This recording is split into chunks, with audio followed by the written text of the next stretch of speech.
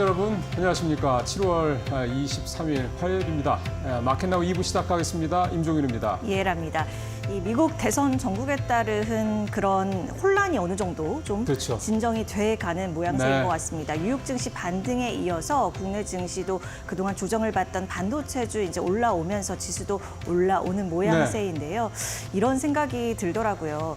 비단 투자뿐만은 아니지만 일단 투자에 한정지어서 생각을 해본다면 네. 자신만의 투자 철칙은 중요하지만 그것이 고집이나 아집이 돼서는 안 되겠다라는 그렇죠. 생각이 들었습니다. 왜냐하면 그런 경우에는 결국엔 비논리에 빠지면서 본인 스스로 수렁에 빠지게 되거든요. 그렇습니다. 그래서 저희 마켓나우 2부가 오늘 그런 시장을 이기는 논리적인 전략을 드리려고 해요. 맞죠? 예.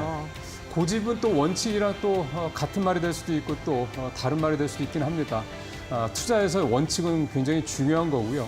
표준 가치 불확실성이 높은 상황에서 결국 우리 투자자분들께서 시청자분들께서 반드시 지켜야 될 원칙 또한 어떻게 보면 또 고집이죠. 이거는 결국은 수치, 즉 실적이라는 부분이 아닐까 싶은 생각이 듭니다. 자, 본격적으로 좀 오늘 마켓나우 2부 시작을 해보도록 하겠습니다. 네. 자, 시작 가보겠습니다. 아유, 이게 좀 빨간색이 좀 이게 많이 있는 게 간만에 보는 것 같아서 저도 좀 마음이 한결 가볍습니다. 오늘 좀 버블 사이즈도 크고 색깔이 짙은 이 빨간색으로 짙은 섹터들 좀 먼저 쭉 한번 볼까요? 해리스 부통령 쪽 테마 관련주들이 오늘도 강세를 보이는데 어제에 비해서는 훨씬 더 강세를 보이고 있습니다. 그렇게 강세를 어제보다 더 보이는 이유가 있습니다. 잠시 후에 설명을 좀 드리고요. 그 다음에 보니까 비만이 오늘 좀 더 강한 모습을 보이고 있고요. 장 초반은 웹툰이 조금 더 강했었는데 지금은 살짝 순위가 좀 바뀌어서 비만이 좀 더 강한 모습, 웹툰이 지금 3순위 정도 오늘 강한 모습을 좀 보이고 있습니다. 조금 더 들어가 보면 제약바이오도 좀 오늘 괜찮고요. 로봇 있고 은행, 화장품, 조선 쪽. 그다음에 좀 작게는 음식료, 자동차, 방산, 광고, ESS, 반도체, 게임, 핵융합 이렇게 등등등 있습니다. 좀 묶어서 몇 가지 설명을 좀 드려보면 해리스 부통령하고 비만, 이 웹툰 세 가지는 제가 잠시 후에 좀 구체적으로 설명을 좀 드리기로 하고요. 우크라이나 제거주 약세 보인 게 있고 광고하고 음식료 같은 경우는 이번 주 후반이죠. 파리 올림픽이 열리는 데 따른 이른바 좀 K 푸드 또 K 관련 어떤 그런 기대감. 올림픽 수혜주 이렇게 좀 설명할 수 있을 것 같습니다. 광고하고 음식료 쪽이 좀 그렇게 좀 보면 될 것 같고요. 화장품 최근에 다시 좀 반등하는 모습 어제도 그랬고 오늘도 반등하는 모습 나타나고요. 조선주 뭐 여전히 흐름 좋습니다. 은행주 간만에 다시 반등을 하는 모습이네요. 로봇주도 역시 좀 그렇고 제약바이오 어쨌든 하반기 들어서 7월 달 들어서는 꾸준히 그래도 이 빨간색의 모습을 좀 나타내주고 있는 게 눈에 띕니다. 간만에 ESS도 오늘은 버블 사이즈도 조금 커졌고 주황색, 오렌지 색깔이긴 한데 어쨌든 오늘도 상승 흐름이 좀 있다 이렇게 볼 수가 있겠습니다.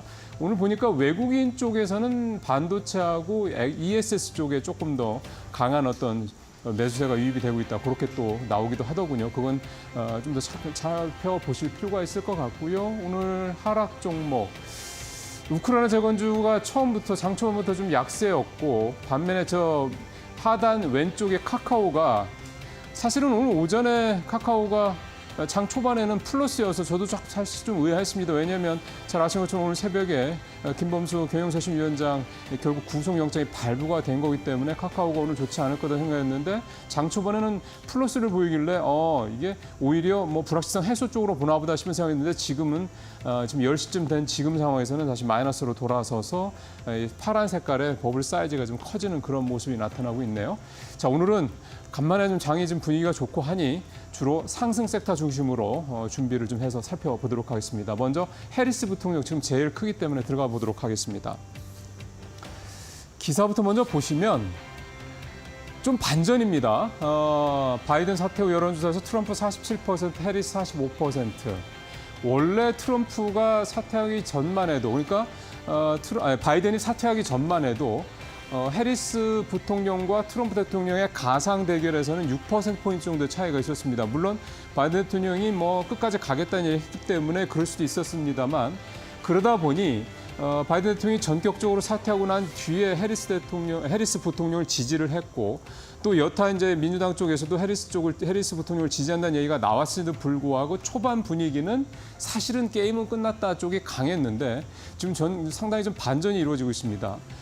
지금 그 해리스 쪽으로 좀 넘어오면서부터 미국 내에서 CNN 비롯한 좀 다양한 여론조사 업체들이 여론조사를 굉장히 좀 빠르게 또 많이 하고 있는데 대부분 다 이 정도 수치입니다. 그러니까 트럼프가 47% 전후, 해리스 부통령이 45% 전후 이렇게 좀 나오고 있습니다. 그러니까 2%포인트 정도 지지율 격차가 나오고 있다는 얘기거든요.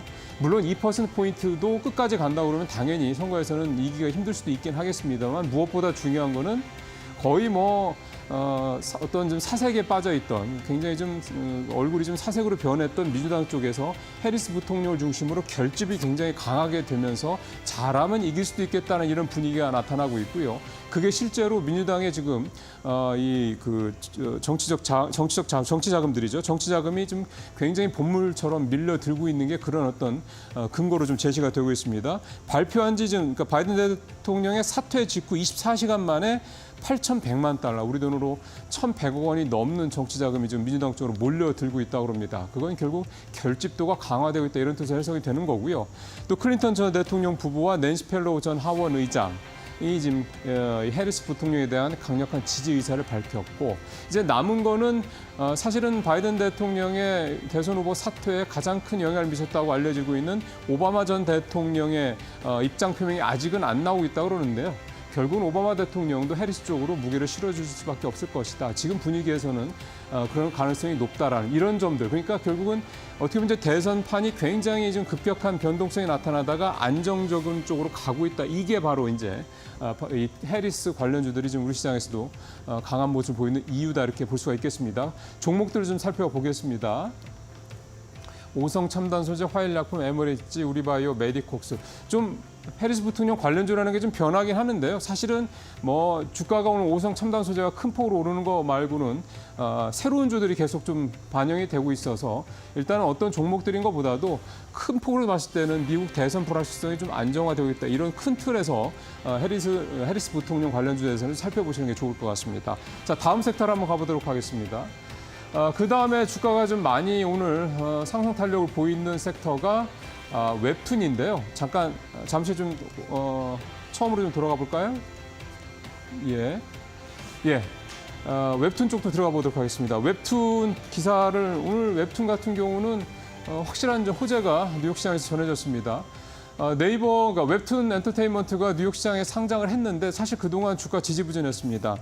지난 2일 날 상장을 해서 그 이후 13거래일 동안 그러니까 2주 동안 계속 공모가를 밑돌았거든요. 공모가가 주당 21달러였는데 근데 오늘 새벽에 주가가 무려 16.97%, 17% 가까이 급등을 하면서 공모가 이상으로 좀 회복을 했습니다. 갑자기 웹툰 엔터테인먼트 주가가 오른 이유는 골드만삭스가 웹툰 엔터테인먼트에 대해서 커버리지를 이제 시작한다라고 발표를 하면서 상당히 좋은 얘기를 했습니다. 매수 의견을 냈고 12개월 목표가를 무려 62달러. 오늘 23달러에 마감됐으니까 거의 3배 가까운 그런 목표 주가를 제시를 했는데요. 왜 이렇게 골드만삭스가 웹툰 엔터테인먼트의 목표 주가를 높였냐 내용을 좀 들어보면 일단 북미 시장에서 사업이 확장되고 있다. 그다음에 웹툰이 장기적인 성장 테마에 잘 들어맞는다. 그러니까 남녀노소 이 웹툰을 좋아하는 사람들이 많이 있다 이런 얘기가 되고 또 북미 시장에서 이 웹툰 시장이 계속 커져가고 있다 이런 의미로 좀 받아들여집니다. 어쨌든 그러다 보니까 웹툰 주가 오늘 국내 시장에서도 전반적으로 강한 상승을 보이는데 한번 들어가 보겠습니다. 예, 미스터 블루 21%, 일단 대표적인 국내 웹툰 관련주죠. 가장 높은 상승률을 보이고 있고 키다리 스튜디오 5%, 수송 웹툰 2%대, 와이랩 MBT도 역시 7%가 넘는 그런 상승률을 보이고 있습니다.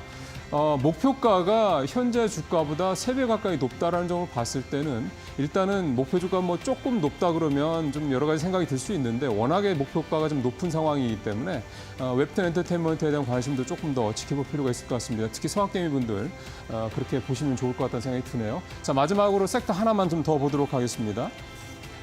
제약바이오가 7월 달 들어서 하반기 들어서 조금 이제 반등하는 모습을 보이겠다 여러 차례 말씀을 드리고 있는데 오늘은 이 비만 관련 섹터는 아주 도드라진 그런 모습을 보이고 있습니다. 사실은 상반기에도 미국의 비만 관련주, 그다음에 덴마크의 비만 관련주, 노보노디스크, 그다음에 일라일리 주가 엄청나게 올랐습니다. 최근에 조금 주춤하는 모습을 보이고 있는데 또 지난주에도 말씀드렸지만 로슈가 또 이 먹는 경구용 비만 치료제를 내놓으면서 또 일상 성공했다는 얘기를 전해드렸습니다. 뭐 그러면서 굉장히 비만 치료에 대한 관심이 높아지고 있는데 국내에서도 역시 그러는 얘기가 나오고 있는데요. 오늘 비만 치료제 어떤 이슈가 있는지 한번 들어가 볼까요?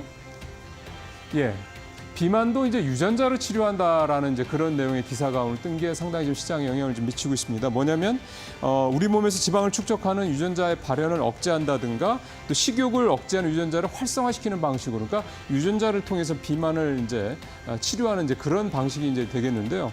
국내 이런 유전자 방식으로 비만 치료제 신약을 개발하는 올릭스라는 회사가 있습니다. 이 회사가 최근 일주일 새 주가가 49% 거의 뭐 50%나 좀 거의 뭐 폭등이죠. 이렇게 폭등을 하면서 유전자 비만 치료제에 대한 관심이 높아지고 있는 게 오늘 이 비만 치료제에 대한 이 비만 섹터가 크게 오르고 있는 이제 그 어떻게 보면 이제 백그라운드 스토리다라고 말씀을 드릴 수가 있겠습니다. 관련 종목들 한번 들어가서 어느 정도 좀 보겠습니다.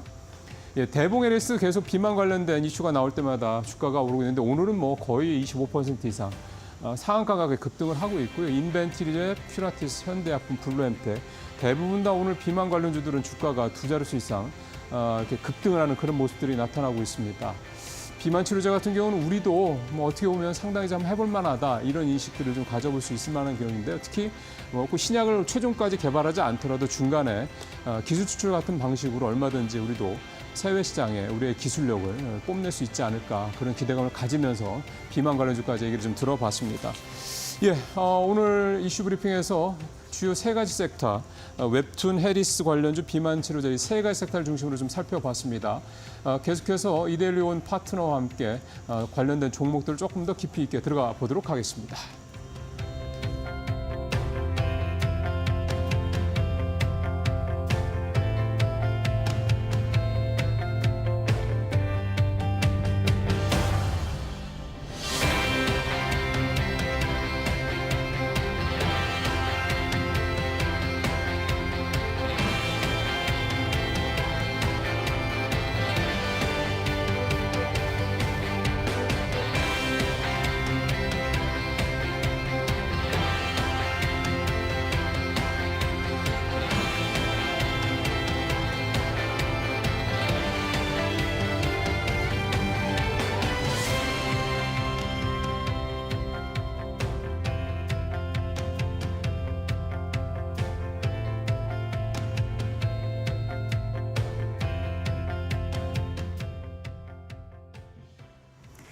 종목 얘기로 이어가 보겠습니다. 오늘은 이데일리온 주태영 파트너와 함께합니다. 안녕하세요. 네, 안녕하십니까. 네, 안녕하세요. 다행히 오늘 오랜만에 반등이 나오고는 있는데요. 네네. 일단 시장 흐름이 좀 궁금해서 오늘은 네. 코스피가 탄력도가 조금 장초보다는 줄었거든요. 예, 맞습니다. 살펴볼 수 예. 있을까요? 네. 자, 제가 여러분들에게 차트를 많이 가지고 나올 때 코스피 200 차트를 많이 가지고 나오는데요.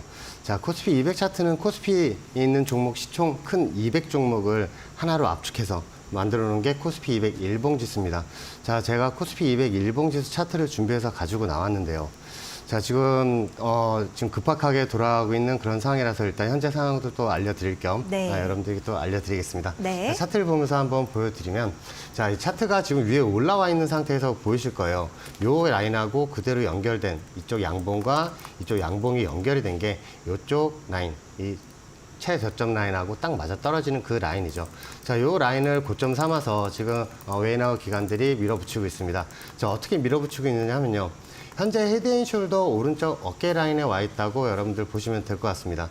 자, 요 라인서부터 지금 시작을 해서 올라오는 그림을 여러분들 살펴보시면 여기서 팔라인을 만들고 그리고 오른쪽으로 진행을 하면서 왼쪽 어깨를 만들었습니다. 그리고 저항선 고점에서 머리 라인을 만들고 내려온 상황인데 머리 라인을 지금 완성을 한 상태에서 헤드앤숄더 오른쪽 어깨 라인을 진행을 하고 있는데요. 자, 이날은 6월 25일이죠. 6월 25일 날 요 라인을 올라탔을 때 여기 있는 파란색 음봉 라인들이 그대로 연결된 저항선을 이쪽에서도 맞고 떨어지다가 갭으로 올라오고 난 후에 6월 25일 날 요 날입니다. 제가 이슈 시간에도 말씀을 드렸지만 올라타고 양봉을 뽑았기 때문에 이 라인을 지지를 하고 위에 있는 저항선까지 올라갈 수 있다고 말씀을 드렸는데 그 라인을 어제죠. 어제 라인을 지지선 삼아서 지금 찍고 꼬리 단 모습을 발견을 하실 겁니다. 자, 지금 현재 헤드앤숄더 오른쪽 어깨 상황이고요. 위에 있는 저항선 라인 같은 경우에 요 바로 오늘자 위에 385.90 라인으로 보이는데요. 요 라인을 뚫지 못하고 계속 기게 될 경우에 헤드앤숄더 8라인을 만들 수 있으니까 일단은 현재 상황에서는 보유 종목들 수익 나고 계신 분들은 좀 이렇게 보유 물량을 좀 줄이시거나 신규 매수로 접하시는 분들은 밑에 있는 지지선 다가오는 그런 종목들을 대응을 하시는 그런 전술이 되게 필요한 시점이고요. 자, 만약에 요 위에 있는 저항선을 뚫고 다시 올라간다면 위에 있는 고점 라인들 다시 한번 도전할 수 있는 그림이니까 현재 가지고 계신 물량들 그대로 들고 홀딩하셨으면 좋겠습니다. 네, 코스피 200 차트로 이제 시장을 전반적으로 어떻게 바라봐야 되는지 좀 큰 그림에서 그려주신 거고요. 이제 종목 얘기로 조금 더 들어가 보도록 하겠습니다. 일단은 좀 저희 익숙한 종목들이 많이 보여요. 일단 하락군에 있는 종목들부터 짚어볼 텐데요. 뭐 볼까요? 자, 처음에 현대, HD 현대 건설 기계를 봤으면 좋겠습니다. HD 현대 건설 기계요. 네. 자, 이 종목의 특징이 있죠. 이 종목 같은 경우에 계속 우크라이나 관련주들 해서 여러분들 지금 트럼프도 얘기를 하는 게 당선이 되면 러시아하고 우크라이나 전쟁을 빨리 끝마치고 나서 이제 재건을 하겠다 그런 내용도 많이 담겨져 있고요. 그래서 우리나라 우크라이나 재건주들 상승 탄력을 많이 받았던 그런 모습을 보였습니다. 자, HD 현대건설 기계 제가 저번에도 한번 가지고 나오면서 눌림 자리도 한번 말씀을 드리면서 그쪽 라인에서 매수를 보셨으면 좋겠다고 했는데 차트를 보면서 한번 또 말씀을 드릴게요. 네. 자, 요 위에 있는 최고점 라인을 보시면 이쪽에서 계속 저항을 삼고 쭉 내려오는 라인이 또 보이시고 밑에 있는 이쪽 라인들 지지선들을 지지하면서 이렇게 삼각수렴 구간을 만들고 있었습니다. 자, 이 삼각수렴 구간을 돌파하고 나오면서 바로 치고 올라가면서 위에 있는 이 파란색 저항선들을 찍으면서 계속 조정이 나왔죠. 자, 요 구간입니다. 요 구간들을 찍을 때마다 이렇게 조정이 나왔던 그런 구간인데 제가 저번에 요 날이죠. 요 날 7월 16일 날 제가 나와서 말씀을 드릴 때 조정이 나오면 저항을 뚫고 올라가면 그 라인은 나중에 지지선으로 바뀌니까 그 라인을 매수를 보셨으면 좋겠다고 말씀을 드리면서 59,500원에 요란 파란색 지지선에서 59,500원에 매수를 잡으셨으면 좋겠다고 말씀을 드렸는데 어제 고점 기준으로 16% 이상 올라오고 있는 상황에서 오늘도 다시 양봉으로 그 위에 있는 단기 저항선을 뚫고 올라오고 있는 그런 상황입니다. 자, 여러분들 이 상황에서는 일단은 홀딩을 하셔야 되고 밑에 잡으신 분들은 홀딩을 하신 상태에서 위에 있는 저항선 74,300원 라인까지 한번 홀딩을 하시면서 수익을 맛보셨으면 좋겠고요. 만약에 오늘 또 신규로 지금 이 상황에서 조정이 나온다고 해서 바로 들어가지 마시고 내일자 일봉이 생겼을 때 이 지금 파란색 저항선 보이시죠? 66,800원 위에서 내일 일봉이 생긴다면 그 라인을 지선 삼아서 매수를 잡는 건 좋다고 생각을 하지만 현재 구간에서는 지금 저항선을 뚫으면서 계속 위아래로 휘말아치고 있죠. 이 상황에서는 하루 더 보시는 게 여러분들 대응하시기에 더 좋지 않을까 그렇게 생각을 합니다. 네, 알겠습니다. 여러분들 헷갈리시지 않게 약간 정리를 해드리자면 주태영 파트너가 한번 가지고 나왔던 종목입니다. 근데 어제장에서 한 16% 가까운 상승세를 보여줬고 오늘장에 이제 소폭 조정이 나오게 되면서 하락 종목군으로 엮이기는 했는데요. 그 가격 라인 설정해준 전략은 같습니다. 저항선을 뚫고 올라가면 지지선이 되니까 내일 만약에 신규 접근을 하셔도 이 선을 뚫고 올라가는지 그 가격대 라인은 69,800원 선으로 제시를 했으니까요. 살펴보시는 게 좋을 것 같습니다. 네네. 그리고 우리가 우크라 재건 관련주로 한 가지 더 익숙한 종목을 보도록 할 텐데 SY 스틸텍이죠. 네, 맞습니다. 이것도 차트로 설명해 주셨던 기억이 제가 나요. 네. 자, SY 스틸텍이 그동안 삼각수렴 구간에 있었습니다. 자, 이 삼각수렴 구간을 뚫고 올라가면서 위로 많이 슈팅이 나온 그런 그림인데요. 자, SY 스틸텍 차트를 여러분들 보시면서 한번 보시면 여러분들 삼각수렴 구간도 여러분들 보일 수가 있을 겁니다. 이 SY 스틸텍 이런 우크라이나 재건주 같은 경우에도 지금 꾸준히 관심을 갖고 보셔야 되는 게 이 트럼프가 11월에 이제 당선이 될 경우에 조금 더 탄력을 받아서 올라갈 수 있는 그런 또 그림이 마련이 되겠죠. 자, 위에 있는 고점서부터 이 파란색 저항선 라인들을 찍을 때마다 조정이 나오면서 수렴 구간이 내려왔었고요. 자, 밑에 있는 이 지지선들 라인들 보면은 요 라인들을 찍을 때마다 계속 반등이 나왔습니다. 이 연결된 이 연두색 지지선을 찍을 때마다 반등이 나왔던 구간, 요렇게 삼각 수렴 구간이었어요. 자, 이 삼각 수렴 구간을 뚫고 올라가면서 여기 다시 지지 삼고 올라가면서 이렇게 거래량도 실리는 모습이 발견이 되는데요. 자, 요 차트는 6월 25일, 7월 16일 차트입니다. 자, 7월 16일 이 차트 이렇게 급등이 나왔을 때 제가 한번 말씀을 드렸죠. 여기에서 추격하지 마시고 조정 시에 매수를 보셔야 되는데 이 밑에 있는 이 연두색 지지선에서 매수를 잡으시라고 말씀을 드리면 난리가 나겠죠. 자, 그렇게 말씀을 드렸습니다. 왜냐하면 현재 갖고 계신 분들이 이 조정 저 폭락하고 나서 사시는 거냐 사라는 거냐라고 또 말씀을 하실 수가 있어요. 실제로도 댓글에도 이렇게 뭐 다시는 분들이 많았었습니다. 네. 자, 근데 그 라인, 오, 그 예. 연두색 지지선을 딱 찍고 이렇게 계속 반등이 나오는 네. 그런 모습을 볼 수가 있습니다. 자, 밑에서 만약에 잡았다면 어제 고점 라인으로 29%가 상승하는 그런 그림이 되겠죠. 자, 오늘 또 조정이 나오고 있지만 위에 있는 저항선 라인이 지금 4,970원 정도에 지금 형성이 되어 있고요. 혹시나 오늘 한번 매수를 한번 따라가 보고 싶으신 분들도 있을 거예요. 그런 분들은 제가 추세선을 하나 더 그어서 나중에 조정 시에 이 라인에서 한번 매수 잡아보시는 것도 좋다고 생각을 합니다. 따라가도 돼요? 지금 될 걸로 따라가시면 안 보이세요? 되고요. 네. 물론 조정 시에. 조정 저 밑에까지 시에. 조정이 예. 나온다고 또 말씀을 드리면 또 댓글창에 또 그 많은 댓글을 쓰시면서 저를 아프게 하시겠죠. 자, 그런데 조정이 나온다면 어차피 이 추세선은 우상향 지지선이니까 봉이 생길수록 어차피 수치가 올라갑니다. 그래서 그 라인에서 매수 잡으셨으면 좋겠습니다. 네.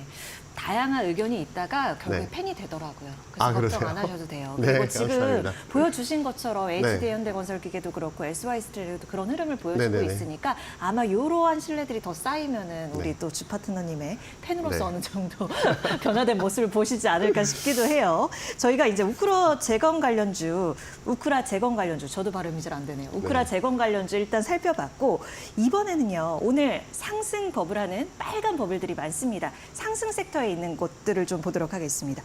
방산인데요. 네, LIG 맞습니다. 넥슨 먼저 볼까요? 네. 네. 자, LIG 넥슨을 가지고 나왔는데요. 자, 이 LIG 넥슨 지금 미국 그 림팩 훈련 하와이에서 그 훈련을 했을 때 6발을 쏴서 6발을 전부 다 명중을 시켰죠. 발사 후 망각 시스템이라고 해서 발사만 하면 알아서 찾아가서 그 목표를 타격하는 그 비공의 모습을 또 볼 수가 있고 미국에서 너무너무 관심이 많죠. 왜냐하면 미국에서 이런 비공을 지금 개발을 한다고 하면 엄청난 돈이 들어갈 텐데 예전에 한국하고 한번 합작을 했었습니다. 합작을 하다가 문제가 생겨서 우리나라 LIG 넥슨이 단독으로 개발하면서 이렇게 성공을 시켰던 그런 무기죠. 예전에는 사람이 직접 이렇게 주사를 해가지고 그 라인을 유도를 해서 타격을 했다면 이제 발사 후 망각 시스템 쏘기만 하면 알아서 찾아가서 타격하는 시스템입니다. 자, 미국에 있는 구축함이나 이런 구축함들을 자살폭탄 테러가 많이 일어나는데요.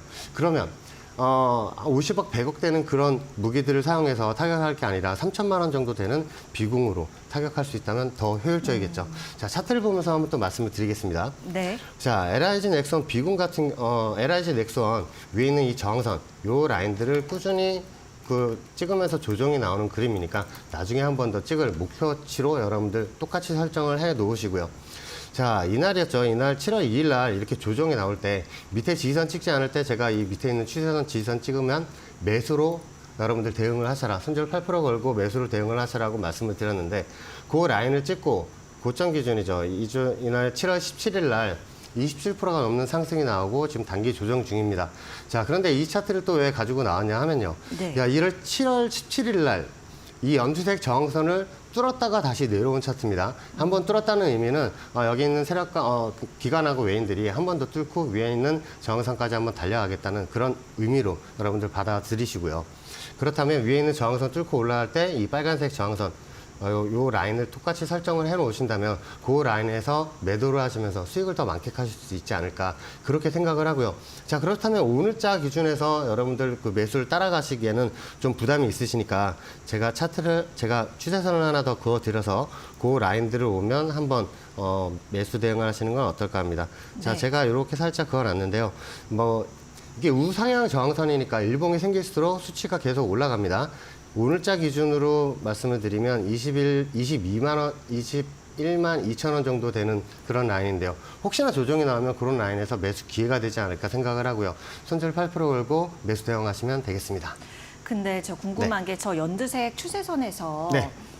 뚫었다 내려왔잖아요. 예, 맞습니다. 뚫었다 내려왔는데 다시 한번 뚫겠다는 근거가 뭐예요? 거래량 증가는 거예요? 보통 웨이너 기관들 흔적을 많이 남겨놔요. 자, 이 흔적이 뭐냐면 네. 제가 고점하고 고점을 기준으로 저항선을 긋고 저점하고 저점을 기준으로 지지선을 긋죠. 그런데 위에 한번 살짝 올라온 7월 17일 날 이 저항선을 뚫고 올라갔다는 그 의미는 여기에서 또 한 번 더 흔적을 남겨놓고 나서 나중에 한 번 더 뚫고 올라간다는 그런 의미로 받아들이는 게 좋습니다. 왜냐하면 그렇군요. 이 네. 과거 차트를 봐도 그 라인을 뚫고 내려왔다가 다시 한번 뚫고 올라가면서 위에 있는 저항선을 보는 경우가 아주 많기 때문에 여러분들 그렇게 대응을 하시면 될 것 같습니다. 네. 또 같은 그러한 논리가 적용이 되는지 하나 에어로스페이스도 궁금한데요. 이 종목도 네. 살펴볼까요? 차트로? 자, 하나 에어로스페이스 이번에 그 루마니아와 또 1조 3천억에 또 50대를 또 수출하게 되면서 이제 전 세계에서 50% 이상의 자주포가 우리나라 하나 에어로스페이스의 K9 자주포가 됐죠. 자, K9 자주포하고 K2 탱크하고 헷갈려 하시는 분이 많은데 모양이 되게 비슷하죠. 자, K2 탱크는 전장을 누비면서 100m, 2km 내에서 직접적으로 교전을 벌이는 그런 직사화기고요. 자, K9 하나 에어로스페이스의 K9 자주포는 40km 멀리 있는 산을 넘어서 155mm 포탄이 산을 넘어서 적 진지를 직접 타격을 하는 그런 근거리, 무기죠. 장거리군요. 네, 그렇죠. 네. 곡사포 무기입니다. 자, 모양은 비슷하지만 방어력도 좀 틀리고요. 그리고 쓸 수 있는 그 전시에 사용할 수 있는 그런 그 전략적인 측면, 전술적인 측면이 좀 틀린 무기라고 할 수가 있습니다. 자, 제가 차트를 보면서 하나 에어로스페이스를 또 한번 말씀을 드리겠는데요. 네. 자, 위에 있는 저항선도 여러분들 한번 살펴보시면 좋을 것 같고, 일단은 요 라인하고 요 라인은 나중에 정말 크게 한번 올라갔을 때 올라갈 수 있는 그런 그림이 되겠고요. 요 라인과 요 라인이 그대로 연결되는 추세선 저항선이 하나 보이실 겁니다. 근데 이 라인을 뚫고 올라갔다가 좀 전에 이제 앵커님이 말씀하셨던 뚫고 내려왔던 그런 근거가 뭐냐고 말씀을 하셨잖아요.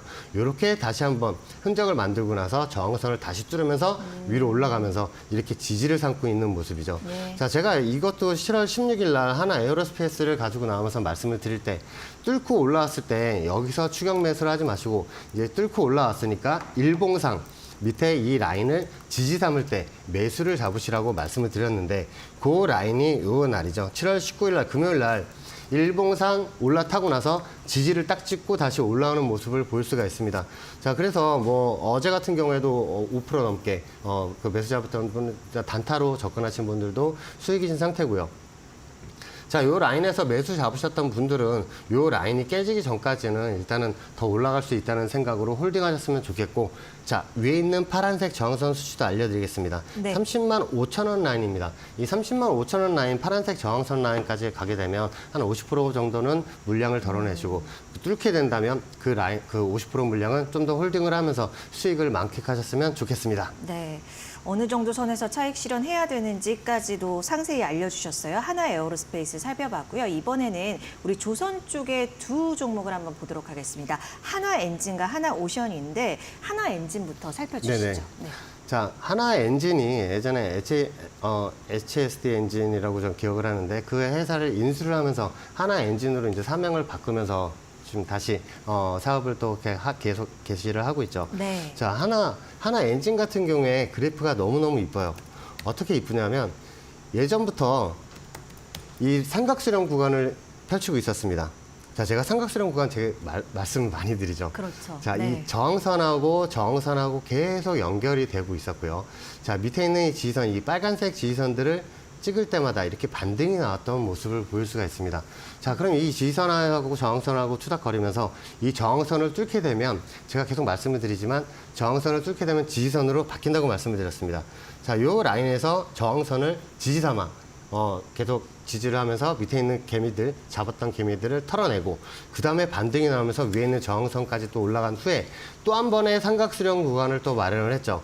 이 삼각수렴 구간을 다시 돌파를 하면서 또 거래량이 실리면서 위에 있는 저항선까지 올라간 그림인데 이 저항선 꼭지점을 보시면 이쪽 저항선하고 이쪽 저항선을 그대로 연결된 라인을 그 라인을 저항선 삼아서 두 번 찍고 쌍봉 찍고 내려온 모습을 발견할 수가 있습니다. 자, 그러고 나서 밑에 있는 이 연두색 지지선을 계속 지지를 하면서 지금 올라오고 있는 그런 그림인데요. 네. 자, 이 하나엔진 위에 있는 저항선 수치가 16,350원 정도 되는 저항선이고요.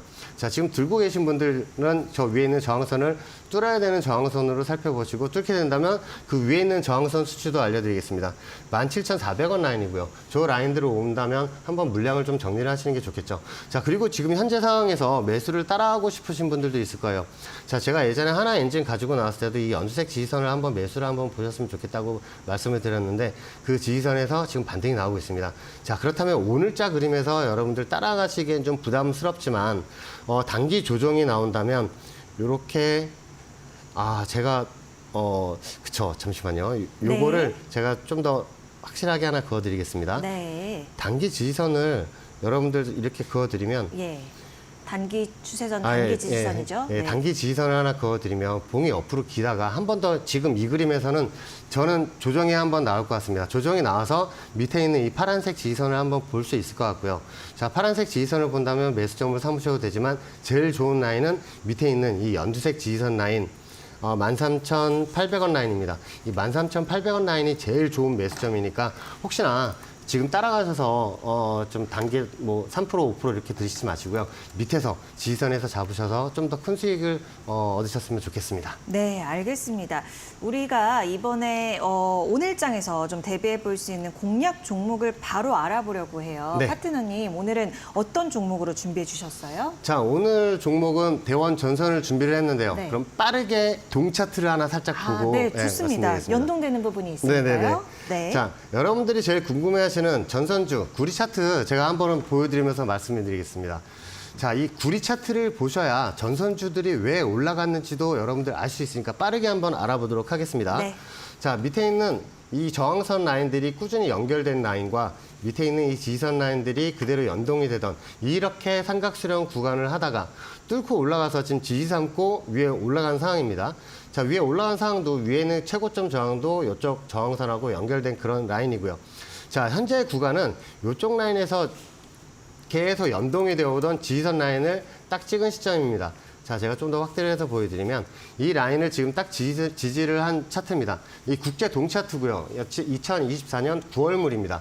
자, 이 9월물 차트가 지금 지지선을 찍고 있는 이 상황에서 제가 전선주를 하나 가지고 나왔죠.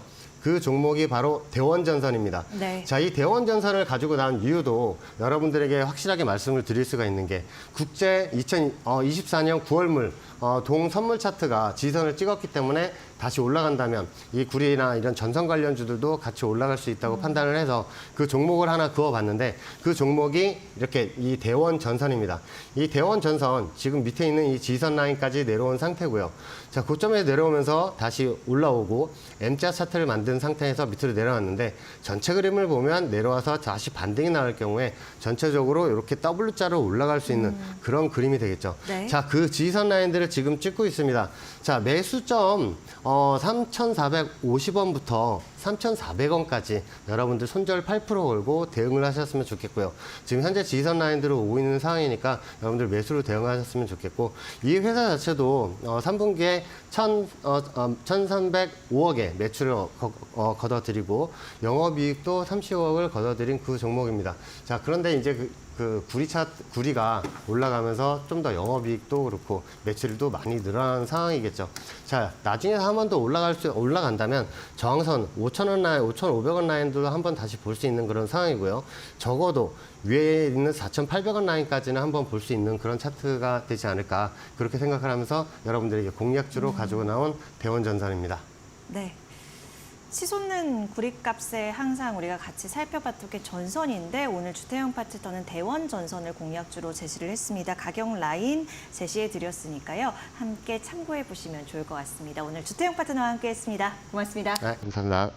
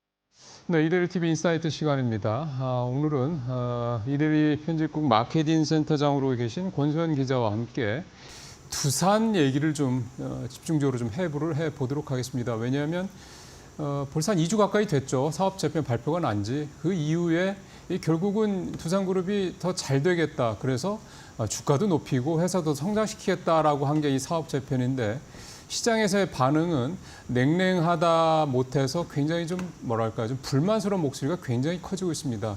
그리고 또 하나는 그동안에 계속 문제가 됐던 게 그 기업들이, 특히 이제 대기업들이, 재벌그룹 기업들이 이제 그 뭐 물적 분할이나 인적 분할을 하면서 원래 회사의 가치가 자꾸 이제 이렇게 좀 줄어드는 이런 식의 어떤 행태들을 보이다가 이제 소액주주들의 굉장히 많은 불만을 샀었죠. 이것도 결국 이제 그런 차원으로 해석을 하는 기류가 시장에서 굉장히 좀 팽배해 있기 때문에 한번 제대로 좀 해부를 해보고 실질적으로 이게 뭘 의미하는 건지, 이게 또 두산그룹이라든가 또는 두산그룹의 이 관련주들을 갖고 계신 이 소액주주분들한테 또 어떤 의미가 있는지를 자세히 좀 살펴보는 게 오늘 저희가 준비한 내용이 되겠습니다. 권소연 기자 나와 있습니다. 어서 오십시오. 네, 안녕하세요. 일단 좀 시간 됐으니까 네. 권 기자님이 한번 쫙 이렇게 하기로 했었다라고 두산그룹에서 사업 재편 내용을 정리를 한번 해주시죠, 먼저. 이게 지난 11일에 발표를 한 거니까 지금 열흘이 넘게 예. 지났는데도 계속 이제 회자가 되고 있습니다. 그러니까 말이에요. 심지어는 두산 사태라는 표현까지 좀 쓰고 있는데 네. 일단 두산그룹이 구조를 개편하겠다고 밝히면서 뭐 클린 에너지, 그리고 뭐 스마트 머신, 그리고 반도체 및 첨단 소재 이렇게 세 개 부분으로 이제 크게 가져가겠다고 했고 예. 그 과정에서 이제 계열사 소속을 조금 조정을 했는데 그런 거죠. 에너지는 두산 에너빌리티를 중심으로 그 아래 두산 퓨어셀, 원래도 두산 퓨어셀은 에너빌리티의 자회사이긴 그렇죠. 한데 지금 이제 예. 표 나오는 걸 보시면 좋을 것 같습니다. 네. 스마트 머신은 두산 로보틱스, 그리고 반도체 첨단 소재는 두산 테스나를 중심으로 가져가되 원래 두산 에너빌리티 아래에 있었던 이 두산 밥캡을 이제 두산 로보틱스 아래 붙이겠다라는 게 이번 이제 지배구조 개편안의 핵심인데 그렇죠. 이렇게 어떻게 보면 결국은 이 스마트 머신, 그러니까 로봇 사업에 조금 힘을 실어주겠다라는 그렇죠. 걸로 이제 기결이 되고 있습니다.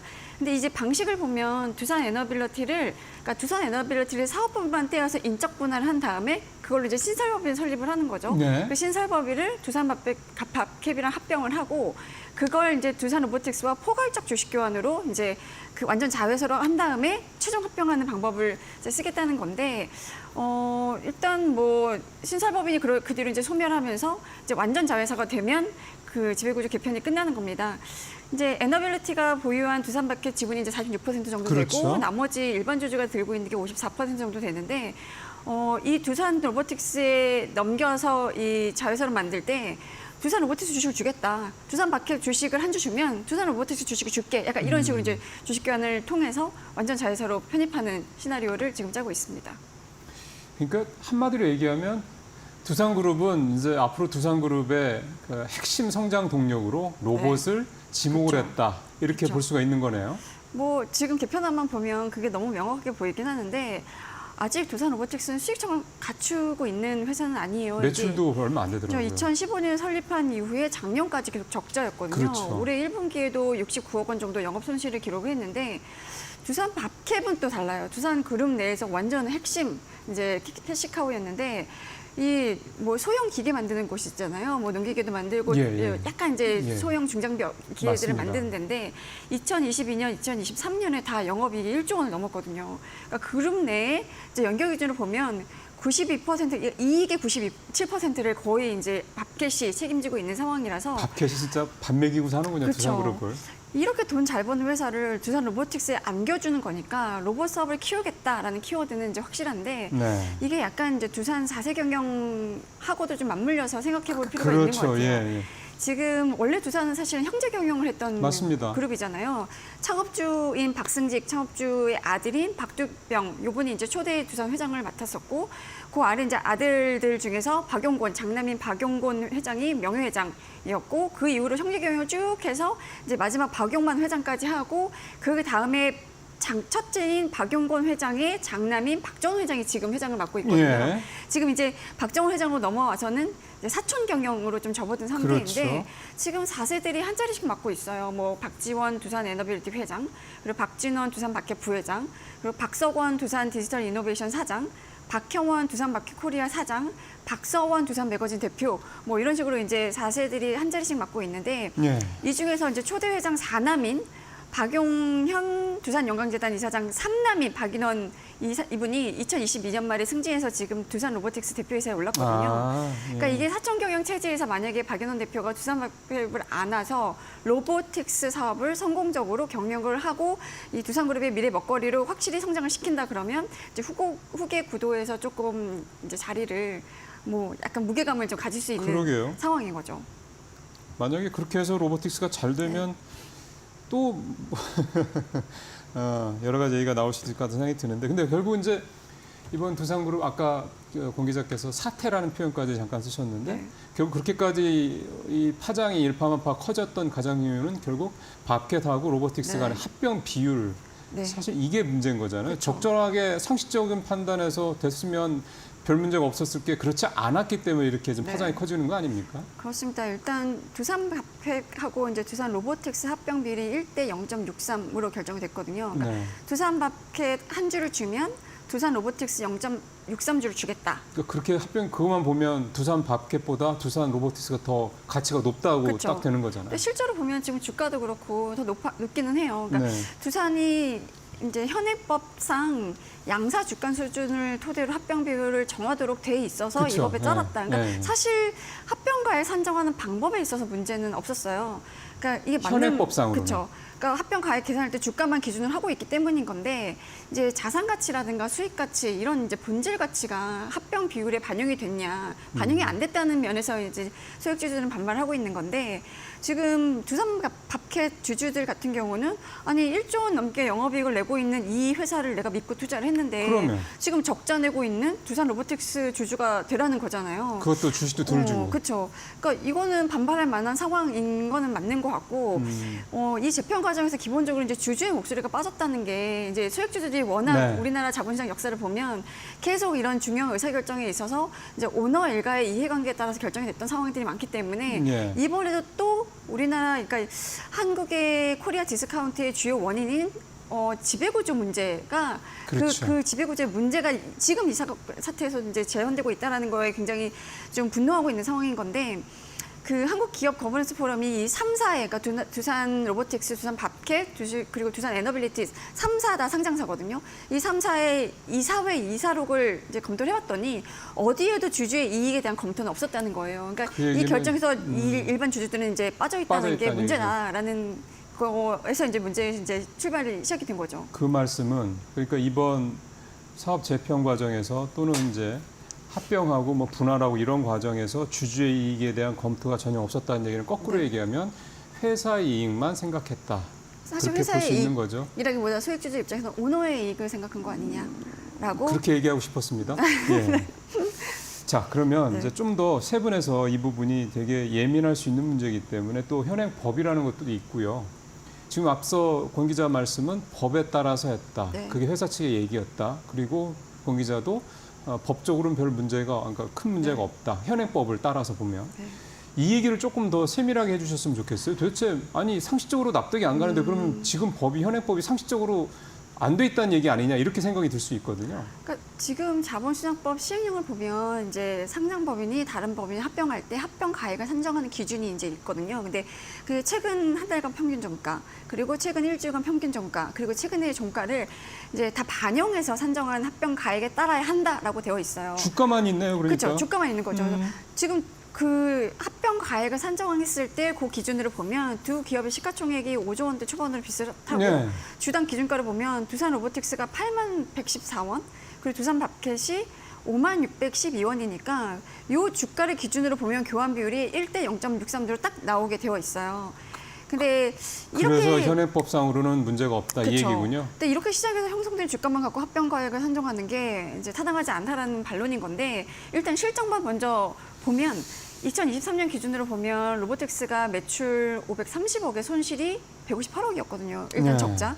그리고 두산밥켓은 매출이 9조 7천억 원에 이익이 1조 3천억 원이었었어요. 그러니까 매출만 놓고 봐도 매출 차이가 180배가 넘는데 그러니까. 합병 비율이 이렇게 정해지는 게 이제 두산밥켓의 주주 입장에서는 납득이 안 되는 게 맞는 거죠. 근데 사실 합병 분할이라는 거는 이 그룹 내에서 기업이 얼마나 빠른 속도로 성장할 수 있느냐를 이제 염두하고 이 뭔가 구조 조정을 통해서 성장 가능성을 좀 높여보고자 하는 이제 방법인 건데 필요한 거죠. 그 예. 와중에서 이제 주주 간의 이해관계도 좀 반영해야 되는 게 그렇죠. 맞는 거고요. 근데 우리나라에서는 대부분 오너가 계열 회사의 의사결정을 하니까 합병 분할도 사실은 이제 오너의 이해관계에 따라 되는 경우들이 많고 예. 합병 분할 이후에도 거버넌스에 크게 이제 변경이 없거나 정말 이 그룹의 성장 동력을 위해서가 맞냐라는 의심을 좀 하는 상황이기는 하거든요. 그러니까 결국은 지배주주의 지분율 상승이나 뭐 지배력을 강화하기 위해서 이런 뭐 인수합병 같은 걸 좀 쓰는 거 아니냐라는 이제 문제 제기가 되고 있는데 그래서 시장에서 이번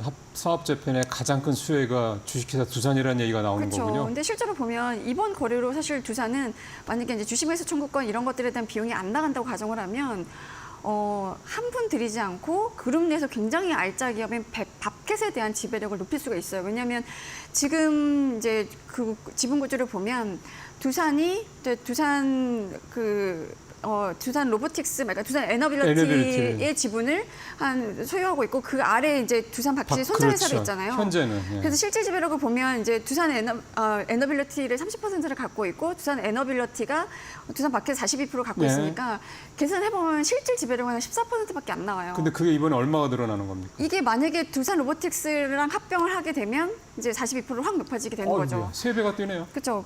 뭐 두산 밥켓은 워낙에 이제 돈 잘 버는 회사니까 이제 계열사에 대하니까 주주에 대한 배당도 꾸준히 했거든요. 그렇죠. 그러니까 작년에 두산 에너빌리티에 두산 밥켓이 배당해준 금액만 700억 원이 넘는데 이게 두산의 실질 지배력이 높아지면 이제 배당 수익도 높아질 더 거고. 높아진다는 얘기잖아요. 그렇죠. 지금 700억이 아니라 뭐 작년 기준으로 따지면 8,900억을 받을 수 있다는 얘기가 그렇죠. 되는 거네요. 그러니까 이제 두산이 실질적인 수혜다. 이 과정에서 소액 주주의 이해관계는 좀 무시를 당했다라고 이제 불만을 표시하고 있는 거죠. 예, 지금까지 말씀만 들어보면 잘 모르겠습니다. 왜 이렇게 일을 벌어지지?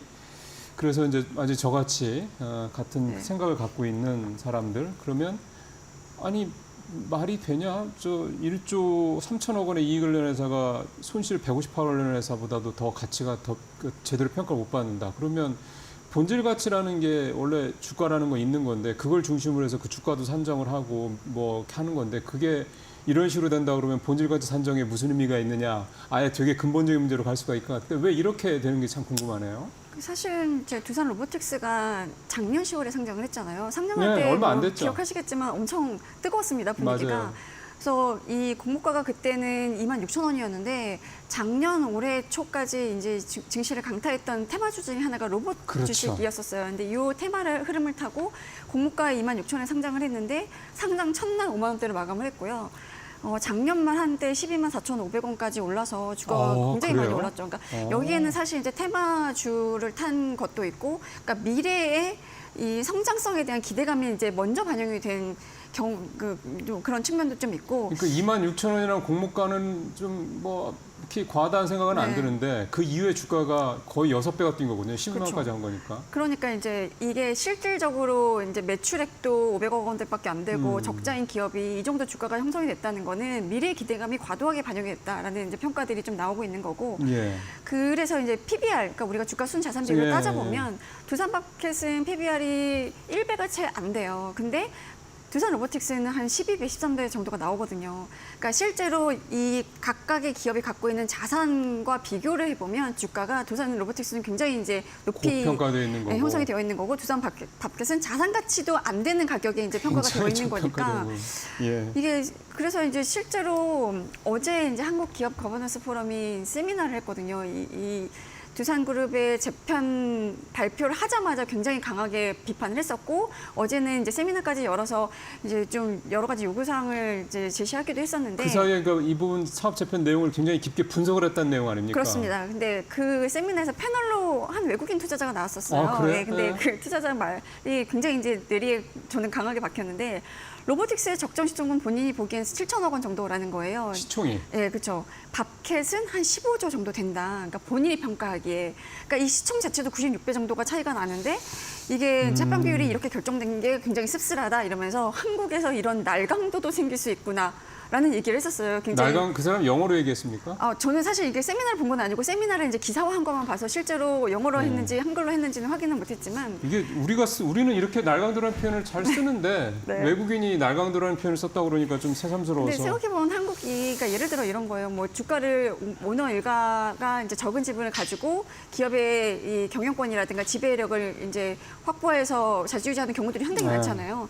근데 주가가 오너 일가의 이해관계에 따라서 굉장히 높일 수도 있고 낮출 수도 있는 게 한국이다라는 현재 생각들. 현행법상으로는. 그렇죠. 그리고 사실 보통 우리가 승계 작업을 앞두고 있는 그룹 같은 경우는 오너 일가가 주가를 누르고 있는 경우들이 많잖아요. 승계를 했을 때 거기에 따른 뭐 증여세라든가 이런 세금 부담을 낮추기 위해서 주가를 누르고 있는 경우들이 많다라는 게 이제 소액주주들의 생각이고, 그래서 승계 작업을 앞두고 있는 기업들은 저평가되는 게 분명하니 이거를 지금 이 시기에 사라. 곧 승계 작업이 이루어지면 끝나고 나면 오를 거다. 뭐 이런 얘기들을 하기 때문에 그런 불신이 반영이 됐고, 그런 상황에서 이 두산그룹의 재편 이제 시나리오가 나오니까 이제 소액주주들은 조금 이제 열폭했다고 할까요? 이제 분노를 하고 있는 거죠.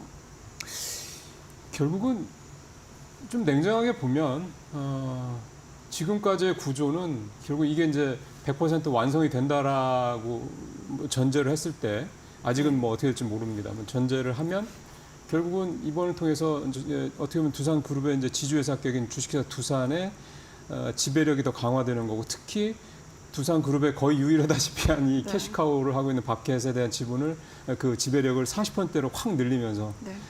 결국 이제 오늘 말씀하신 지배구조 문제, 후계구도 문제 등등등, 그다음에 그렇죠. 전체적으로 기업의 어떤 그 두산이라는 이 그룹의 어떤 그런 뭐 어떤 생존, 하여간 이 성장 이런 문제까지 한꺼번에 다 그냥 해결하려고 하는 그런 의도가 네. 보이는 내용들이라고 생각이 되네요. 뭐 그렇습니다. 그러니까 뭐 이 합병 비율에 대한 문제 제기도 좀 있지만 합병 방식도 좀 문제다. 왜냐하면 두산 에너빌리티를 사업회사와 이제 두산밖에 지분을 갖고 있는 이제 투자회사로 인적 분할을 하는데, 그러면서 이 인적 분할한 기업은 일시적으로 비상장사가 되는 거잖아요. 그렇죠. 이거를 두산 로보틱스 로보틱스. 합병하는 것 자체가 약간 꼼수 아니냐, 뭐 이거 약간 일반적인 방법은 아닌 것 같다라는 이제 문제 제기가 좀 나오고 있기도 하고, 네. 비상장사와 상장사 합병으로 진행이 되니까 두산 밥켓의 소액주주들의 이익이 침해되는 거 아니냐, 뭐 이런 이제 반론도 제기가 되고 있긴 한데, 그것보다도 가장 중요한 것은 이제 합병 비율에 대한 불만인 거죠. 사실 지금 이제 우리는 밥켓 얘기를 주로 했잖아요. 네. 사실은 밥켓 주주분들이 제일 강하게 반발하고 계시고, 근데 사실은 밥켓 주주분들이 워낙 강하게 목소리를 내시다 보니까 상대적으로 목소리를 못 내고 있는 또 다른 피해자가 될 수도 있는 분들이죠. 두산 에너빌리티. 그렇죠. 네. 여기에 이제 자회사로 있고, 아까 말씀하신 네. 대로 작년에만 배당금으로 750억을 받았으니 두산 에너빌리티 작년까지 보면 별로 그렇게 돈 못 벌었더라고요. 사실은 맞아요. 올해 주가가 이 전력 관련, AI 관련된 전력 이런 네. 테마 때문에 주가가 워낙 많이 올라서 그렇지, 사실은 그 실적은 작년까지 이렇게 썩 좋았던 회사는 아닌데, 그러니까 그게 굉장히 컸다는 얘기죠, 배당금이. 네. 맞습니다. 근데 이게 뺏기는 거잖아요. 그렇죠. 두산 에너빌리티 입장에서 아쉬울 거고, 이제 주주들 입장에서도 보면 아쉬울 텐데, 그래도 뭐 이제 두산그룹의 설명은 이래요. 본업과 크게 상관없는 두산 밥켓은 넘기고, 뭐 그동안에 이제 영위해왔던 뭐 에너지 사업, 원자력, 그 소형 원자료, 그러니까 소형 모듈 원전, 그리고 뭐 가스 수소 터빈, 이런 거를 중심으로 본업에 집중해서 요거를 많이 키우겠다. 약간 이런 설명이긴 한데, 사실 이거는 뭐 이제 그냥 뭐 하는 얘기죠. 뭐. 굉장히 원론적인 얘기인 거고, 예. 그래도 봐줄만 한 부분이 차입금이 줄어서 이자 비용이 줄어들 수 있다는 부분인 거거든요. 그러니까 예. 에너빌리티가 사업법인하고 투자법인을 분할하면서 이제 투자법인에 차입금 7,200억 원을 이제 붙여서 보내요. 그러니까 넘기는 그쵸, 거군요. 그쵸. 그러니까 이 투자법인은 두산 로보틱스에 넘어가게 되니까 어찌 보면 이제 빚을 이제 두산 로보틱스에 넘기는 거거든요. 그러니까 두산 밥켓이라는 돈 잘 버는 애 가져가니까 우리 빚도 가져가. 뭐 이렇게 되는 거예요. 예. 그리고 이제 에너빌리티가 시너지가 잘 안 나는 이제 두산 뭐 큐벡스라든가 D20 캐피탈 뭐 이런 것들이 이제 계열사에 매각하기로 하면서 현금 한 4,800억 원 정도를 이제 확보를 하게 되거든요. 그러면 결국은 빚은 줄고 보유하고 있는 현금은 늘어나니까 순차입금이 한 1조 2천억 원 정도 감소하는 효과가 줄어드니까. 납니다. 그래서 원래 연간 이자만 여기가 이제 1,500억 정도를 뭐 내는 상황이었는데, 순차입금 줄면서 이자 비용 한 660억 원 정도 이제 아낄 수 있고, 그러면 이제 재무구조가 개선될 거고, 그러면 시정도도 조금 올라갈 수도 있고, 그렇게 되면 아무래도 이제 뭐 자금 조달이나 이런 부분에 조금 용이하게 될 텐데, 뭐 일각에서는 두산 밥캣 넘기는 게 아쉽긴 한데 그만큼 에너빌리티가 그래도 이제 자립할 수 있는 기반이 갖춰져 있다라는 원전 방증 관련주 아니겠냐. 이런 것 때문에 그런 거죠? 최근에 이제 네. 체코에서 네. 24조 원 이제 원전 수주했잖아요. 거기 팀 코리아에도 두산 에너빌리티가 이제 들어가 예, 있으니까 핵심이죠. 뭐 예. 이런 부분에서 보면 그래 홀로서기를 한번 해보는 것도 나쁘지 않겠다 이런 평가들이 좀 나오고 있긴 합니다. 그 그룹에서는 그렇게 생각했다 이거죠. 그렇죠. 그룹의 설명이긴 한데 일부 이제 애널리스트들도 네. 그런 부분을 좀 눈여겨보고 있기는 하더라고요. 예. 제가 얼마 전에 두산 에너빌리티 리포트를 하나 봤는데 그게 체코 원전 얘기만 주로 돼 있고 이 밥캐 빠져나가는 네. 얘기는 안 들어있더라고요. 근데 그걸 상정을 해서 이제 네. 두산 에너빌리티가 뭐 올해 연말 목표 네. 타겟 프라이스가 뭐 3만 원이었는데 한 2만 1천 원이었으니까 꽤 올라간다 이런 얘기가 네. 되는 건데 여기서 밥캐시 딱 빠져버리면 말씀하신 대로 그런 그만큼의 이익 부분이 빠져나가는 거니까 아마 두산 에너빌리티에 대해서는 또 주가 산정을 또 목표 주가 네. 산정을 다시 해야 되지 않겠냐 그런 생각이 드네요. 이제 시장 얘기를 한번 들어봐야죠. 신용평가사들 네. 쪽에서도 이거를 좀 더 냉정하게 볼 수 있지 않을까 싶은데 반응이 뭡니까? 그러니까 지금 두산 밥캣이나 두산 에너빌리티에 대해서는 조금 이제 부정적인 평가가 나오고 있어요. 그러니까 일단 두산 밥캣 같은 경우에는 두산그룹의 약간 개입 가능성이 어쨌든 지배력이 높아질 수밖에 없으니까 그룹의 부정적 개입 가능성이 높아질 수 있다라는 게 S&P의 이제 평가였고요. 예. 뭐 두산 밥캣의 현금 흐름이 이제 두산 로보틱스의 사업을 키우는 데 이제 들어갈 수 있다. 뭐 이거는 뭐 다 예상 가능했던 거니까. 그래서 두산 밥캣의 신용등급이 지금 BB 플러스거든요. 근데 신용 감시 대상 크레딧 워치에 올려놨으니까 안 조금 좋게 이제 본다는 지켜보겠어 얘기네. 이런 거죠. 부정적인 의미로 지켜보겠어 이런 상태이고 나심평 같은 경우가 이제 두산 에너빌리티에 대한 평가를 좀 했는데 일단 배당수의 기반을 잃게 됐다라는 그럼요. 면에서 좀 이제 네. 부정적으로 평가를 했고 두산밥캣 지분을 이제 투자 자산 가치로 좀 환산해 보면 한 2조 2천억 원 정도 되는데 이게 어쨌든 빠져나간 거니까 이런 자산이 있을 때 이걸 담보로 자금 조달이 가능한데 이게 빠져나감으로 해서 재무 대응력이 좀 약화될 수 있지 않겠냐 뭐 이런 이제 평가들을 해서 두산 로보틱스만 좋은 결국은 그런 평가들이 그러게요. 좀 나오고 있습니다. 예, 기승전 로보틱스만 네. 좋다는 얘기가 되는 거네요. 그리고 주 두산까지요. 예. 중요한 거는 이제 소액주들이 강하게 반발하고 있고 네. 이 얘기가 지금 어제 뭐 거버넌스 포럼에서도 얘기가 나왔다고 말씀을 하셨지만 사실은 여의도에서도 계속 이 문제가 회자가 되고 있고 네. 이게 과연 적절한 거냐 소위 말해 이게 밸류업이냐 네. 밸류업이 아니라 밸류 다운 아니냐 뭐 등등등 이런 얘기들이 계속 나오는 거 보면 금감원에서도 그 금감원 내정자가 들여다보겠다 얘기도 했었고요. 김용환 내정자가 그랬죠. 이게 그러면은 뭐랄까 소액주주들이 바라는 대로 원점으로 되돌아갈 가능성이 있는 겁니까? 일단 이제 주총을 좀 봐야 될 텐데 이게 이제 특별 의결 사항이에요. 네. 그래서 일반 안건보다는 이제 통과되기가 좀 까다로운데 그러니까. 출석주주 의결권 3분의 2 이상, 발행 주식 총수의 3분의 1 이상이 찬성해야 이제 통과가 되거든요. 근데 네. 그 전에 지금 이 거래에 반대하시는 분들은 주식을 사드릴 공개 테니 매수해서. 시청하세요. 약간 이런 이제 주식 매수 청구권을 행사하는 기간이에요. 그러니까 7월 10일 이전에 주식을 취득한 주주를 대상으로 하는 건데 네. 9월 24일까지 매수 청구권 행사를 해야 하고 9월 25일 임시주총이 열리거든요. 근데 주식 매수 청구권을 이제 받아봤는데 그거를 이제 사줘야 되는 거잖아요. 그러면 네, 사주인데 들어간 돈이 두산 에너빌리티 같은 경우는 6천억 원, 두산 밥캣 1조 5천억 원, 두산 로보틱스 5천억 원을 넘어가면 이사회에서 이 개편이 무산될 수가 있습니다. 그러니까 이 주주들은 지금 약간 두 가지인 것 같아요. 이 주식 매수 청구권을 신청해서 규모가 6천억 원을 넘어서서 이걸 무산시키자라는 부류 한 부류 그리고 끝까지 한번 버텨보자, 끝까지 한번 갖고 있어보자, 누가 이긴 한번 보자, 그러니까 이런 두 부류를 좀 갈리고 있는 것 같은데 제가 그건 어제 로보틱스의 그거를 좋게 본다는 얘기네. 그렇죠. 그러니까 이게 종목 토론방에서 가서 들어가 보면 소액주주들 기본적으로 이 거래에 대해서 이제 불만이긴 한데 뭐 일단 갖고 있겠다고 하는 주주들은 이제 반대표를 던지겠다. 그렇죠. 라는 이제 쪽인 것 같고 주식 매수 청구권을 이제 응하겠다 그러면 그 규모를 이제 그 리미트를 넘어서 이걸로 무산시켜 보자. 그러니까 두 부류를 좀 나뉘는 것 같기는 해요. 근데 이게 어쨌든 이제 특별거래 상황이니까 뭐 의결을 좀 해봐야 될 텐데. 3사 중에서도 두산 에너빌리티 같은 경우가 이제 최대 주주인 두산의 지분율이 30.39%로 굉장히 낮은 편이거든요. 그러니까 최대 주주 지분율이 조금 높으면 이제 특별거래 사항이어도 어렵죠. 조금 이제 안심이 될 텐데 에너빌리티 같은 경우가 조금 간당간당하다. 그러면 이런 여기서 에너빌리티 쪽에서 이게 무산이 되면 전체적으로 그림이 그렇죠. 다 깨지는 거니까 그렇죠. 그럴 수도 있다. 네.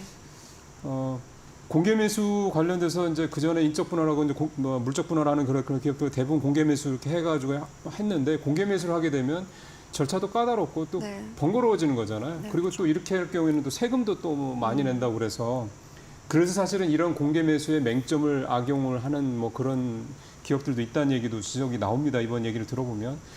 아직은 모르는데 지금 말씀하신 대로 두산 NLB 같은 경우는 지분율이 30% 정도라 여기는 혹시 모르겠다라는 말씀도 하셨으니 결론이 어떻게 날지 모르겠습니다만 이게 좀 자꾸 국내장에서 해외장으로 우리 투자자분들이 떠난다는 얘기가 자꾸 나오는 상황에서 자꾸 이런 일이 반복되다 보니 이번에 사실 SK 사업재편에서 비슷한 지적들이 계속 또 나오거든요.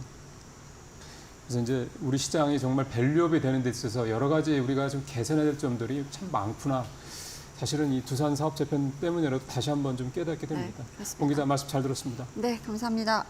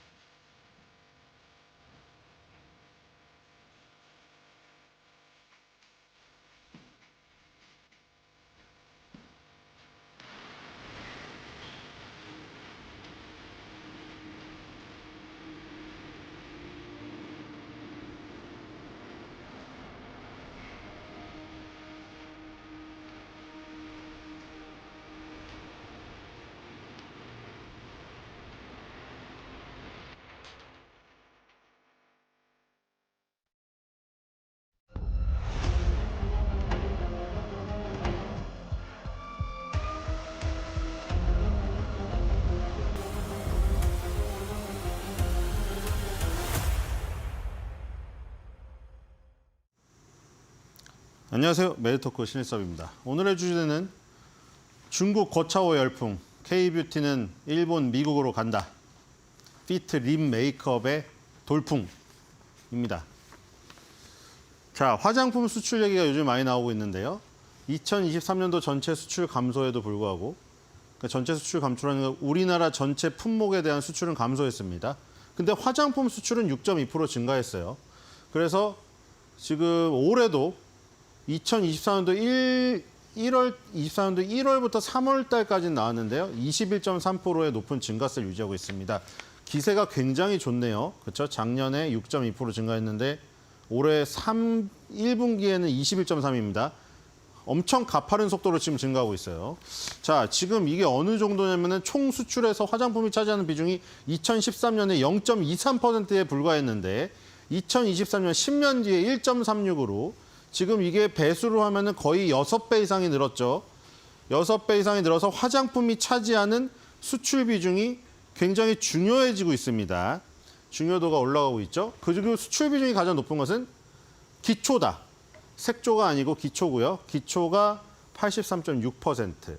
그다음에 면도, 탈취, 목욕이 6.7, 화장 비누 4.3입니다. 기초 화장품이 절대적이네요. 그렇죠?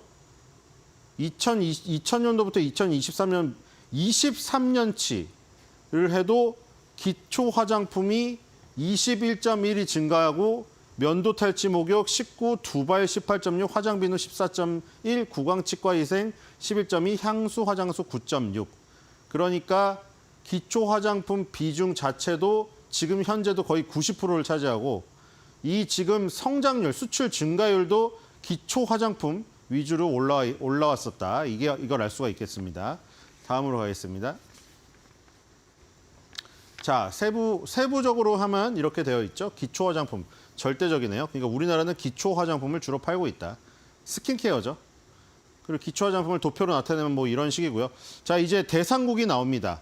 아직도 중국이 1위를 차지하고 있습니다. 뒤에 변화는 나오지만 아직도 중국이 1위를 차지하고 있어요. 근데 변화가 여기 나타나고 있죠.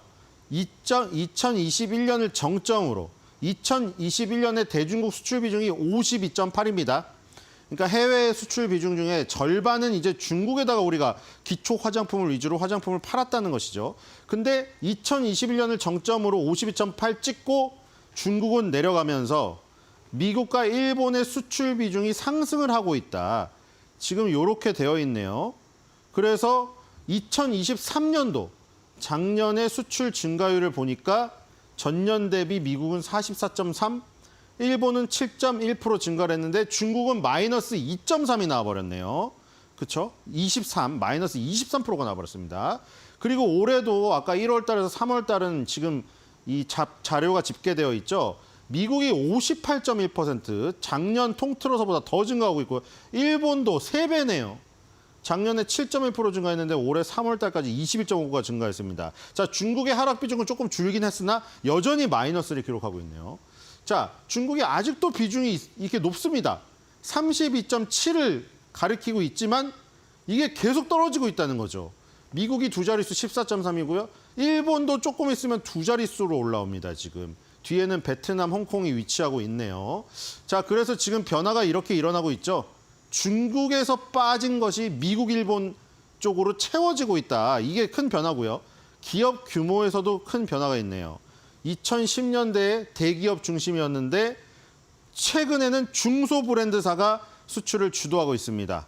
자, 여기도 2013년 89.2가 중점, 정점인데 대기업 이사. 대기업 이사는 당연히 아모레그룹이랑 LG생활건강이겠네요. 와, 이때는 2014년 10년 전에는 무려 90%. 둘이 수출을 다 했습니다. 근데 2022년에 35.7. 와, 어마어마하게 낮아졌죠. 90%에서 35면은 거의 65가 깎였습니다. 이 나머지를 지금 중소 브랜드들이 지금 들어왔다는 얘기죠. 이 10년 사이에 엄청난 변화가 지금 생겼습니다. 그래서 지금 K뷰티 제2의 전성기를 중소기업이 주도를 했다. 수출 비중이 64.3으로 2022년에 최고 기록을 세웠습니다. 자, 이렇게 보니까 대충 변화가 보이시죠? 다음으로 가겠습니다. 우리나라 K뷰티를 뭉뚱그려 얘기했지만 이 안에서는 엄청난 변화가 지금 일어났습니다. 중소기업의 수출액 추임이 비중 계속 그래프 올라가고 있는 거 보이시고요. 여기 화장품 책임 판매업체 및 제조업체가 늘어나고 있다. 이런 것도 있고요. 자, 이건 아까 그 내용들을 이제 쭉 정리해 놓은 겁니다. 특징이 대중국 수출 감소, 이 타이틀만 읽죠. 대중국 수출 감소 딱 명확하게 나타났죠. 자, 뒤로 갑시다. 아까 봤으니까 다 요약이 나오겠죠. 그럼 뭐가 또 늘었습니까? 어떤 부분에서 줄었는지 나오네요. 대중 화장품 수출 감소가 중국이 소비 위축된 것도 있고 애국 소비 거차오 바로 이겁니다. 계속 며칠 전에 보셨나요? 충격적인 거? 중국이 유치원생에게 총을 들게 했습니다. 실제 총을요. 진짜 말이 안 되죠. 그렇죠? 그게 바로 거차오거든요. 유치원 때부터 너는 나라를 지켜야 돼. 중국을 지켜야 돼. 유치원 때부터 그걸 가르치고 있는 거예요. 이 지금 중국도 인구가 줄고 있거든요. 그러니까 한 명 한 명을 굉장히 소중히 여기면서 걔네들에게 계속 애국주의를 주입을 시키고 있는 겁니다. 이게 나중에 걔네들이 잘하면 모든 산업에 영향을 미쳐요. 자동차든 화장품이든 자기네 걸 쓰게 됩니다. 총칼로 그렇게 어렸을 때부터 지키게 되면요. 중국 화장품 수입 시장 국가별 비중이 여기서 극적으로 변합니다. 이게 좀 연하게 되어 있는데 지금 18년도 기점으로 그렇죠? 프랑스랑 한국이 완전히 바뀌었습니다. 여기서 지금 과거에는 프랑스보다 한국이 굉장히 뒤떨어져 있었는데 16년에서 18년도죠. 18년도에 프랑스에 비해서 우리나라가 역전했습니다. 그러니까 중국이 프랑스 화장품보다 한국 화장품을 수입을 더 많이 했었어요. 근데 여기서 다시 갈라지면서 프랑스께 27.7로 올라오고 한국이 13.1로 떨어졌습니다. 지금은 이제 프랑스 거를 다시 중국 사람들이 더 선호를 하죠. 그러니까 이게 거차오 열풍도 있는데 사실 엄밀히 따지면 한국을 싫어하는 거예요, 지금. 그렇죠? 애국주의면 프랑스 것도 안 써야 되잖아요. 근데 지금 프랑스 거를 쓰고 우리나라 거를 뺀 거예요, 지금.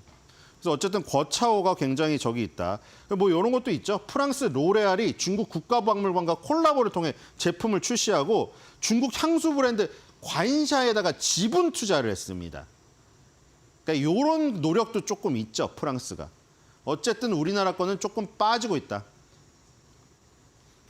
그러니까 우리나라가 대중국 수출도 빠지고 중국이 수입하는 것도 다 빠지죠. 자, 아까 관샤라는 게 나왔잖아요. 자, 여기 보면은 요 관샤, 베이징에 설립한 관샤의 플래그십 스토어 이렇게 되어 있는데 이게 우니까 이쪽이겠죠? 요게 지금 관샤의 플래그십 스토어입니다. 이게 관샤의 플래그십 스토어인데 이게 뭐냐면은 향수가 Z세대를 우리가 젠지 하잖아요. Z세대의 특성을 겨냥한 향수 브랜드 전략해가지고 중국 향수 전망이 나와 있는데 중국이 옛날에 향수는 굉장히 고가 사치품으로 취급을 했는데 이젠 Z세대에게 그러니까 고가 사치품이면 Z세대는 사실 살 수가 없어요. 아직 사기가 좀 버거워요. 근데 그걸 이제 거차고 열풍에다가 이 Z세대들이 이제 향수가 나의 멋을 표현하는 어떤 아이템으로 자리 잡으면서 이렇게 젊은이들을 위해서 관샤가 플래그십 스토어를 만들어서 우리 성수동에 많잖아요. 플래그십 스토어, 파워스토어 만들어서 이렇게 끌고 있다. 이겁니다. 그래서 지금 보니까 향수 브랜드 라이브러리라는 것이 베이징 일선 도시를 중심으로 중국 전역에서 80개 이상의 매장을 운영하고 있답니다. 그래서 지금 향수의 강세가 Z세대 위주로 지금 나타나고 있다는 겁니다. 중국의 변화고요. 자, 이번엔 미국입니다. 자, 이제 좀 빨리빨리 갈게요. 자, 미국 수입시장에서 점유율 2012년부터 상승해서 2023년에 중국을 제치고 5위로 부상했습니다. 우리나라가. 자, 이제 중국에서 줄어든 게 미국으로 간 거죠. 그래서 지금 보니까 한국이 지금 5위까지 갔습니다. 자, 중국을 제치고 중국이 6위로 떨어졌죠.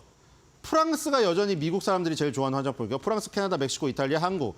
이제 탑 5에서 중국을 제치고 한국이 미국 시장을 먹고 있습니다. 자, 이렇게 보시면 될 것 같고요. 밑에 코스알엑스 라네즈가 살짝 나왔어요. 자, 그리고 일본입니다. 또 대일본 수출 증가. 아까 일본 수출 증가도 보셨죠. 이 아까 전에 지난해 대일 수출이 5.2% 전 세계 대상으로 수출도 줄어들었는데 당연히 그러면은 대일로 포커스 줄여도 마찬가지겠죠. 대일 수출이 5.2% 감소했는데 화장품 수출은 증가했습니다. 자, 그리고 이게 중요합니다. 입술 화장품, 메이크업 제품, 색조 화장품이 대일 수출 증가를 주도했다. 일본은 색조 화장품입니다. 아까 전에 우리가 기초 화장품 위주로 계속해서 성장해왔다고 했잖아요. 근데 여기 일본 같은 경우에는 입술, 메이크업, 색조 화장품이 지금 굉장히 꽂히고 있다. 뒤로 가겠습니다. 자, 그래서 화장품 네 가지 새로운 시장을 지금 해놨는데 인도, 터키, 멕시코, 태국 이렇게 4개 시장을 새로운 유망 시장으로 지금 잡고 있습니다. 그러니까 일본, 미국, 그 다음에 이 4개를 이제 노리고 있다. 이렇게 보시면 될 것 같고요. 자, 중국 화장품 시장. 네, 간단히 이것만 볼게요. 자, 이렇게 동일한 지점만 제가 알려드릴게요. 자, 메이크업 부분에 립 부분입니다. 자, 립이 33.2입니다. 가장 높아요. 자, 또 뒤로 가볼까요? 중국에서 립이 가장 성장하고 있답니다. 립. 그렇죠?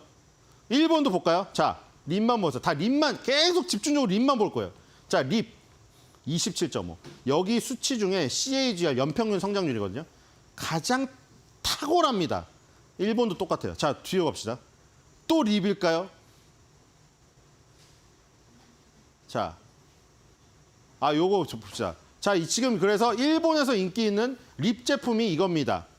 이 귀엽게 나온 요 제품들, 요런 것들, 이거 중국이군요. 중국에서 이런 립, IM 슈퍼뷰티 립라이라는 플로르테에서 나온 요 제품이 지금 젠지 세대들한테 인기가 많다고 합니다. 핫 제품이고요. 그 다음에 일본 거 한번 봅시다. 자, 일본에는 자랑스러운 한국의 리들샷이 꼽혔습니다. 리들샷은 설명 안 할게요. 이제 리들샷 너무 잘하니까. 일본에서 꼽혔습니다. 우리나라께. 자, 다음으로 가겠습니다. 자, 미국도 보겠습니다. 야, 립만 보기로 했죠. 자, 립 보세요. 립 가보세요. 34.9. 여기 수치 중에 월등하죠. 다 똑같죠? 한국, 중국, 일본, 미국. 자, 뒤로 가겠습니다. 모든 지역에서, 모든 세계 지역에서 다 립이 최고입니다, 지금. 자, 여기서는, 미국에서는 글루드포 브로우 NH 투인원 젤이라는 독일 제품. 요게 지금 인기가 많은데 이거는 눈썹을 고정시키는 겁니다. 자, 다음으로 가겠습니다. 여기 끝이군요. 자, 이거는 아이 제품이죠. 자, 지금 보셨죠? 중국, 일본, 미국 다 보셨는데 메이크업 쪽에서 전부 다 립 제품이 연평균 성장률이 압도적인 걸 보실 수가 있겠죠. 그러니까 지금 정리를 딱 하면 뭔가요?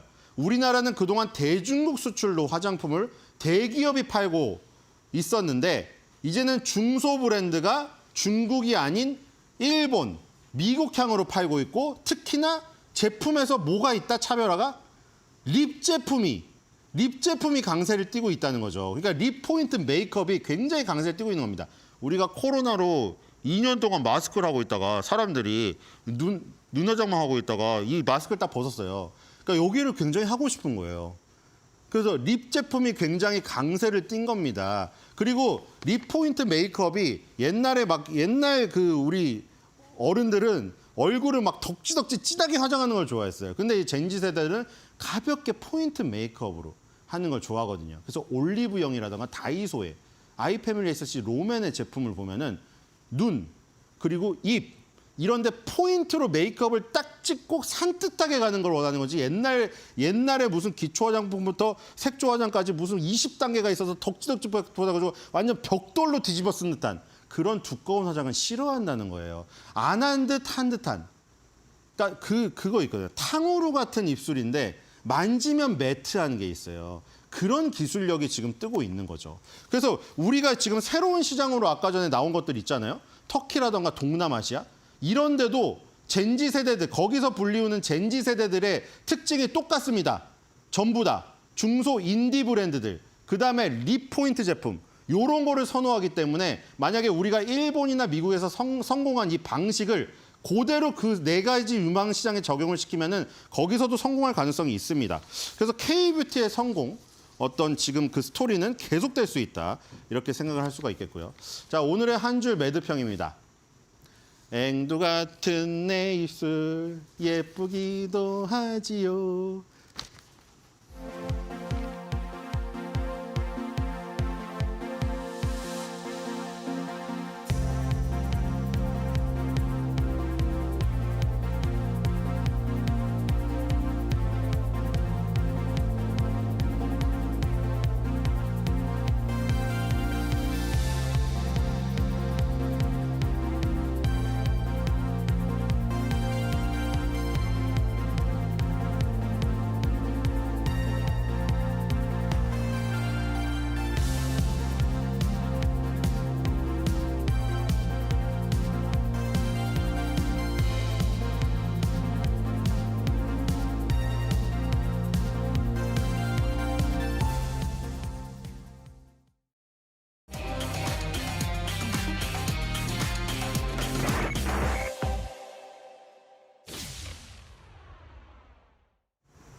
오늘 오마단 인터뷰는 이분과 함께 하겠습니다. 유안타증권 유동원 글로벌 자산배분 본부장님과 함께하도록 하겠습니다. 안녕하세요. 안녕하십니까. 네, 안녕하세요.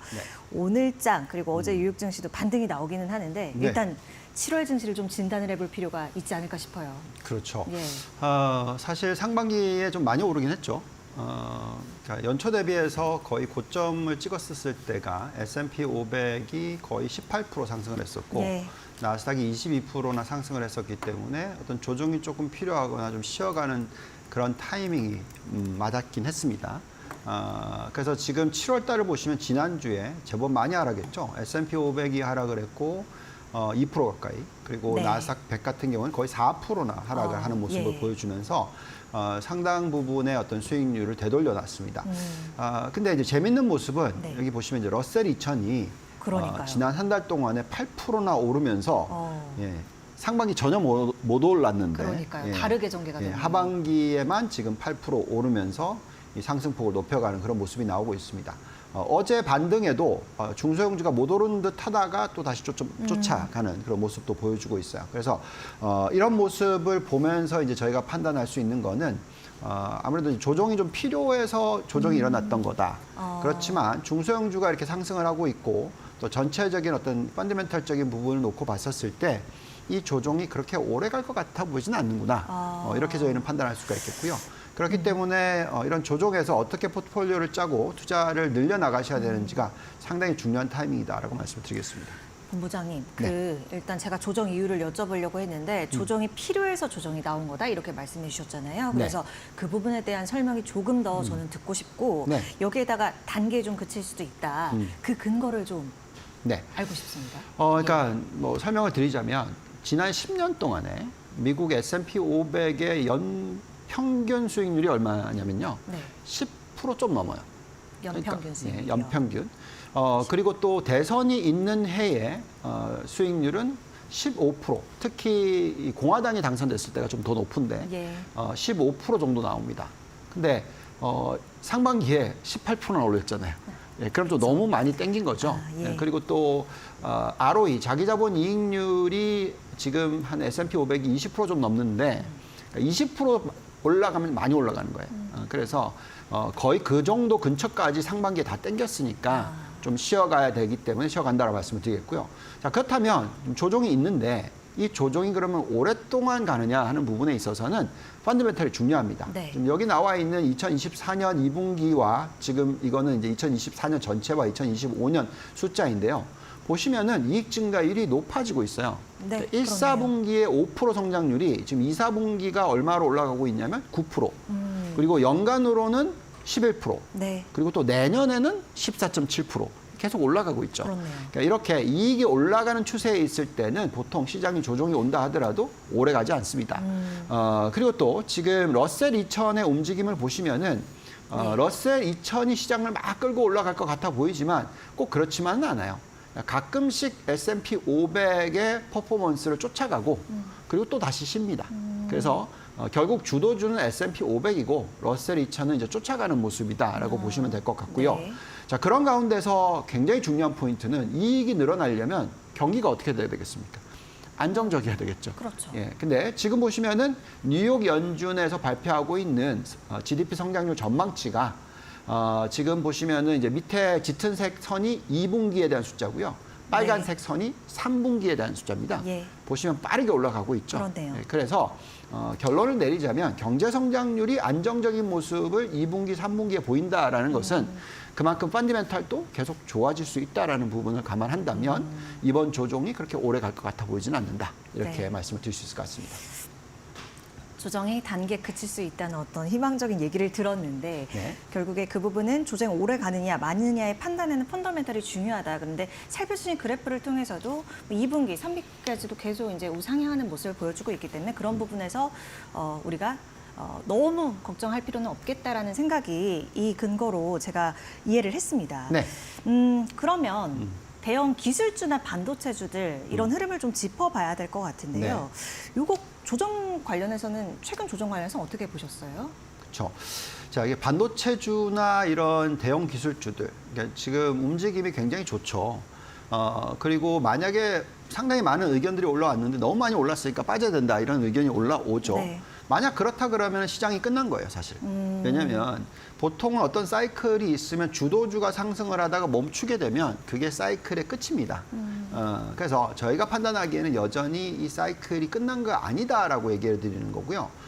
그 주도주가 어디에 있냐면 나스닥이라든지 대형 기술주라든지 이런 쪽에서 볼 수가 있겠습니다. 자, 이 차트는 무슨 차트를 보여드리는 거냐면 나스닥 100이 지난 작년이죠. 8, 9, 10월 달에 12%나 3개월 동안에 네. 조정을 받았어요. 근데 올해 들어와서 보시면 이제 상승폭이 가파르게 좀 높아지고 있죠. 예. 그 과정에서 1개월 동안에 8.5% 조정을 받았습니다. 굉장히 짧게 받았죠. 예. 그리고 또 왕창 오르고 나서 지금 한 달 만에 6.3% 빠졌어요. 네. 근데 이제 점점점 이게 이 조정받는 기간이 짧아지고 폭은 그래도 좀 줄어들고 이런 모습이 나오잖아요. 그러네요. 네, 그래서 저희의 판단에는 아무리 길어야 7월 말까지의 조정이다 정도로 보고 있고요. 이런 모습이 그렇게 오래 갈 것 같아 보이지는 않는다라는 부분을 또 다시 한번 말씀을 드리겠습니다. 또 한 번의 조정이 나와도 이렇게 지금 살펴주신 두 번째 박스처럼 폭이 좀 좁고 그 낙폭도 조금은 좀 한정적이죠. 제한되는 그렇게 볼 수도 있겠네요. 예측을 그렇죠. 해볼 수도 있겠네요. 네, 맞습니다. 더 중요한 거는 아까 보여드렸던 거는 이제 100개 기업이고요. 네. 필라델피아 반도체 지수로 봤었을 때 우리가 지금 대장주라고 볼 수 있는 게 필라델피아 반도체 지수인데 네. 지금 보시면은 똑같은 기간에 3개월 동안에 작년에 18% 빠졌고 또 1개월 좀 넘는 기간, 2개월 정도 되는 1.5개월 정도 되는 기간 동안에 또 18% 빠졌어요. 예. 근데 이번에는 굉장히 빠르게 일주일 사이에 11%가 빠졌습니다. 그러면서 이제 바닥을 높여가고 있어요. 그렇다라는 것은 필라델피아 반도체 지수만 놓고 보면 조정이 거의 끝난 거 아닌가 정도까지도 생각할 수가 있을 것 같아요. 또 더 나아가서 이걸 좀 더 집중해서 들여다보면 네. 우리가 흔히 얘기하는 이제 대형 기술주를 봐야 되거든요. 근데 이 대형 기술주 12개를 보고 있으면 그 매력도가 정말 높게 나옵니다.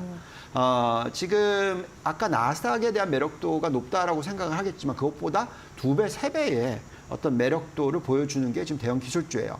특히 다음 차트 한번 올려주시면 이거 보고 있으면 왜 대형 기술주를 팔아야 되나 이런 생각이 드실 거예요. 2, 4분기 실적이 이제 곧 발표가 되겠죠. 예. 예, 보시면 전망치가 아마존, 구글, 메타, 엔비디아의 이익 증가율은 얼마? 56.4%. 네. 그리고 나머지 496개가 얼마죠? 5.7%. 차이 좀 많이 나죠? 많이 나네요. 예, 그래서 자, 이런 가운데서는 제가 볼 때는 결국 우리가 숫자를 믿으면 여전히 대형 기술주가 좋겠다고 말씀을 드리겠고 섹터별로도 한번 좀 올려주시면은 예. 지금 왼쪽 끝에 저 2개가 가장 좋아 보이는데 결국 이 통신 그리고 IT입니다. 네. 결국 이제 통신 같은 경우 이제 이런 우리가 얘기하고 있는 소비주들도 포함이 돼 있거든요. 예. 그래서 대형 기술주들이 포함이 돼 있습니다. 그래서 이 2개 업종만큼은 이익 증가율이 높기 때문에 여전히 저희가 초점을 맞추고 대장주로 바라보시고 조정이 있다면 좋은 기회가 된다라고 말씀을 드릴 수 있을 것 같습니다.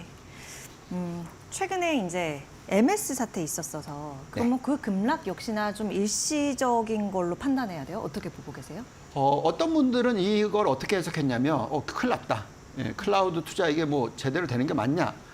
그래서 IT 업종이 굉장히 큰 폭의 조정이 올 거다. 뭐 이런 걱정들을 하셨죠. 사실 좀 더 자세히 들여다보면은 어쨌든 이제 클라우드 사업 중에서 시장 점유율을 따지자면 이제 아마존, 그 다음이 지금 사고가 터진 애저, 그러니까 마이크로소프트고요. 예. 그리고 이제 구글입니다. 이 세 개 회사가 경쟁을 하고 있어요.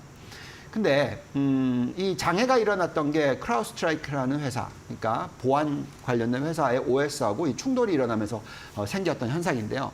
근데 잘 생각해 보시면 과거로 좀 되돌아가 볼까요? 우리가 2000년이 되기 전에 기억나시는지 모르겠습니다만 Y2K라는 얘기 들어보셨어요? 알아요. 2000년 딱 땡 되면은 1010 이렇게 되면서 큰일 난다. 큰일 난다 예. 그랬던 거. 자, 그러면서 어떤 일이 생겼냐면 엄청난 설비 투자가 IT 산업에 들어갔어요. 오, 오히려. 단계 확 이뤄졌어요? 예, 오히려. 오. 예, 그러면서 닥한 버블을 만들었단 말이죠. 아, 예. 자, 그러면 이런 IT 대란이 일어난다라고 걱정할 때 투자를 안 할까요? 아니겠죠. 더 늘리겠죠. 예, 그래서 저희는 오히려 반대적인 생각, 예, 이런 걸 좀 해볼 필요가 있다라고 말씀을 드리겠고요. 그런 가운데서 저희가 들여다보는 이 마이크로소프트의 어떤 펀더멘탈, 이 부분이 굉장히 튼튼하다고 보고 있습니다. 그래서 마이크로소프트의 아까 매력도 아까 전에 잠깐 올려드렸었는데 사실 가장 좋아 보이는 게 엔비디아고 그 다음이 마이크로소프트고 그 다음이 테슬라예요. 매그니피센트 7 안에서. 그래서 이번에 이런 조정이 있다라고 하면 이런 조정을 가지고 좋은 투자 기회로 삼는 것이 맞고 또 클라우드, 또 AI 서버 이런 쪽은 뭐 대세다. 예, 그래서 이 부분이 아직 이제 겨우 뭐 전에도 와서 말씀드렸는데 이제 네. 한 30%면 진짜 많이 온 거고 저는 한 10% 같기도 하고 그래서 아무튼 계속 좀 들여다보시는 게 중요할 것 같다 네. 말씀드리겠습니다. 제가 글로벌 시장 이렇게 볼 때 전략 짤 때 네. 두 사람의 이름을 주목을 하는데 파워레입과 또 유동헌 본부장님 이름을 주목을 하는데 아유, 감사합니다. 그 가운데 엔비디아, 테슬라 얘기는 굉장히 많이 하셨던 걸로 제가 네. 기억을 하고 네. 반도체주, 뭐 기술주 얘기하다 보니까 애플은 상대적으로 좀 덜 부각이 되는 것 같아서 그 이유도 궁금하고 현재 혹시 조금은 관점이 달라지셨는지 제가 이 시점에 궁금하더라고요, 네. 본부장님. 저희가 매그니피센트 7을 투자를 안 하는 게 아니고요. 저희가 이제 이렇게 종목을 한 2개 정도 골라서 투자를 하고 따로 그리고 나머지는 어떻게 하냐면 ETF로 합니다. 예. 네, 그래서 애플이 포함이 되어 있죠. 애플에 대한 매력도를 한번 점검해 보면은 예. 매력도가 없지 않아요. 지금 뭐 상대적인 밸류에이션이 충분히 매력이 있고요. 향후 6개월, 뭐 향후 24개월로 놓고 보면은 두 자릿수의 상승률을 충분히 보여줄 수 있다고 생각합니다. 근데 이제 안타까운 부분은 보시면은 저기 보면 이익 증가율이라는 게 있는데 예. 보시면 별로 안 늘어요. 23년이 마이너스, 24년이 플러스 5%, 그리고 2025년이 7.7%, 그리고 또 2026년이 3%, 뭐 이런 식으로 이익 증가율이 그렇게 많이 늘지 않잖아요. 그래서 이런 가운데서는 이제 PER이 30배다 그러면 좀 골치 아픈 거죠. 그러니까 이제 이걸 잘 생각하셔야 되는 건데 결국 애플이라는 회사는 여태까지 하드웨어만 가지고 수익을 올린 게 아니라 소프트웨어로 올렸어요. 근데 그 부분에 있어서 앞으로 어떤 미래가 잘 안 보이는 거죠. 그래서 AI를 가지고 어떤 이익을 벌어들일 거냐 하는 부분이 되겠습니다. 근데 이제 다행스러운 거는 어쨌든 하드웨어 쪽에서도 교체 수요가 좀 생기고 있어요. 보시면은 이 아이폰 14에서 16으로 넘어가고 있는 부분이 좀 빠르게 일어나는 게 있고요. 사실 기계를 팔아야지 AI 서비스를 해주는 거죠. 그런 부분이 있고 또 보시면 이제 PC 쪽을 데이터를 한번 보시면은 애플의 이 증가율이 지금 20%대로 크게 올라가고 있어요. 그래서 결국은 여러 가지 부분을 놓고 봤었을 때 애플이 여태까지는 좀 수익률이 안 좋았지만 그래도 중장기적으로 놓고 보면은 수익률이 좀 올라갈 수도 있다. 근데 저희는 그래도 여전히 테슬라와 마이크로소프트와 엔비디아를 좋아한다. 그래서 안 보는 거지. 그렇다 하더라도 어쨌든 매력도는 충분히 있다고 말씀드릴게요. 네. 그럼 바로 이어서 테슬라 얘기도 해볼게요. 이 그 로보택시 2달 뭐 연기됐다 이런 소식 나오면서 주가가 좀 굉장히 크게 반응을 하기도 했었거든요. 근데 좀 과도하다 이런 생각도 들기도 하는데 아직 좀 기술적으로 미완됐나? 이런 시선도 적지 않은 게 사실은 사실입니다. 그래서 본부장님 관점은 어떠신지 들어보고 싶어요. 불편하긴 하죠. 왜냐하면 지금 아까 말씀드렸던 매그니피센트 세븐들 이 평균 PER이 지금 30배란 말이죠. 근데 테슬라의 PER은 몇 배일까요? 15배. 그러니까 2배 이상입니다. 그러니까 이게 그러면 무슨 얘기냐면 이익이 2배 이상 빠르게 늘어야 된단 말이죠. 그럼 2배 이상 이익이 빠르게 늘려면 어디서 나와야 되냐? 이 말씀드린 대로 이 AI 쪽이라든지 그 자율주행이라든지 뭐 로보택시라든지 ESS라든지 지금 기존의 이 전기차가 아닌 다른 쪽에서 나와야 돼요. 그래서 만약에 그걸 성공한다면 이런 가격이 나와요. 만약에 성공해서 이익이 굉장히 이쪽에서 많이 늘어나서 지금 전기차로 벌어들이는 이익 2배를 이런 쪽에서 벌어들인다. 그러면 이런 주가가 나옵니다. 500불을 돌파하겠죠. 그 가능성이 없느냐? 저는 있기는 하다고 생각해요. 근데 아직까지 사람들이 좀 불안해하는 것이고 또 일론 머스크의 행보에 대해서도 좀 불안해하는 것도 있고 어쨌든 여러 가지 부분에 있어서 사람들이 좀 불안해합니다만 어쨌든 지금 테슬라의 어떤 이 시가총액이 다른 어떤 기업들보다 크기 때문에 좀 못 올라가는 부분이 없지 않아 있습니다. 그렇지만 이 시가총액 개념으로 봤었을 때 아까 말씀드렸던 이제 대표적인 세 개 기업들이 시총이 3조 달러가 넘거든요. 근데 테슬라의 시총은 얼마냐면 8천억 달러밖에 안 됩니다. 그러니까 3배 수준이란 말이죠. 그래서 만약에 이 회사가 경쟁력을 갖고 있는 게 AI 산업이 다른 세계 회사만큼 경쟁력을 갖고 있다. 그래서 여기서 이익을 벌어들일 수 있다라고 한다면 3조 달러 가는 거죠. 그래서 주가가 지금 주가보다 100% 올라갈 수 있는 가능성은 만들어질 수도 있다라는 겁니다. 그렇지만 아직 확인을 해야 되겠죠. 그렇죠. 그 실적이 아직 잡히고 있는 건 아니니까. 그래서 좀 지켜보는 그런 상황이다라고 말씀드리겠습니다. 뭐 이제 실적 발표 앞두고 이런저런 질문들도 많이 나올 것 같고 뭐 그런 부분에서 좀 기술적 완성도에 대한 답변을 우리가 좀 들어보는 시간을 좀 결국에 이제 저희가 기다리고 있는 시점인데 어쨌든 본부장님 말씀 정리해보자면 전기차 외에 지금 테슬라가 열심히 하려고 하는 AI라든지 로보택스, ESS 등에서 어떠한 그런 점이 하나 찍혀야 될 것 같아요. 그쵸. 그걸로 하여금 계기가 돼서 움직임을 더 탄력적으로 보여줄 수 있지 않을까 이런 시선을 전달을 해주신 겁니다. 또 이어서 혹시 말씀 주실 거 있으세요? 테슬라요? 테슬라에 있어서요? 네. 아니요. 뭐 더 말씀드리긴 좀 그렇고요. 어쨌든 ESS 실적이 이번에 나왔었거든요. 그러니까 주가가 튄 겁니다. 그래서 이번에 또 뭔가 나올 수 있겠죠. 실적 발표 곧 하니까. 그 부분에 있어서 이 전기차 이외의 다른 시장에서의 실적을 계속 지켜보시면 될 것 같습니다. 네, 알겠습니다. 미국 대선 얘기도 조금 더 해보도록 하겠습니다. 트럼프와 해리스, vs 이렇게 되는 상황인데 어떻게 보세요? 어떤 우리 뭐 이제 금리나 해서 안 돼. 트럼프 막 이렇게 강경하게 입장도 내고 있고 해서 우리는 또 금융시장에 미칠 영향을 예상해봐야 되잖아요. 그러니까 트럼프를 해석을 잘 해야 되는데 말이 참 잘 바뀌죠. 얼마 전에 트럼프가 뭐라고 얘기했냐면 자기 전기차 사랑한대요. 예, 4년 전에는 전혀 그런 모습이 아니었죠. 예, 전기차를 굉장히 싫어하는 모습을 얘기했었고 친환경 뭐 자기는 어쨌든 뭐 이 온난화 현상이 거짓말이다까지도 하면서 심지어 어린애랑 싸우기까지 했지 않습니까? 예, 그래서 이제 완전히 바뀌었어요.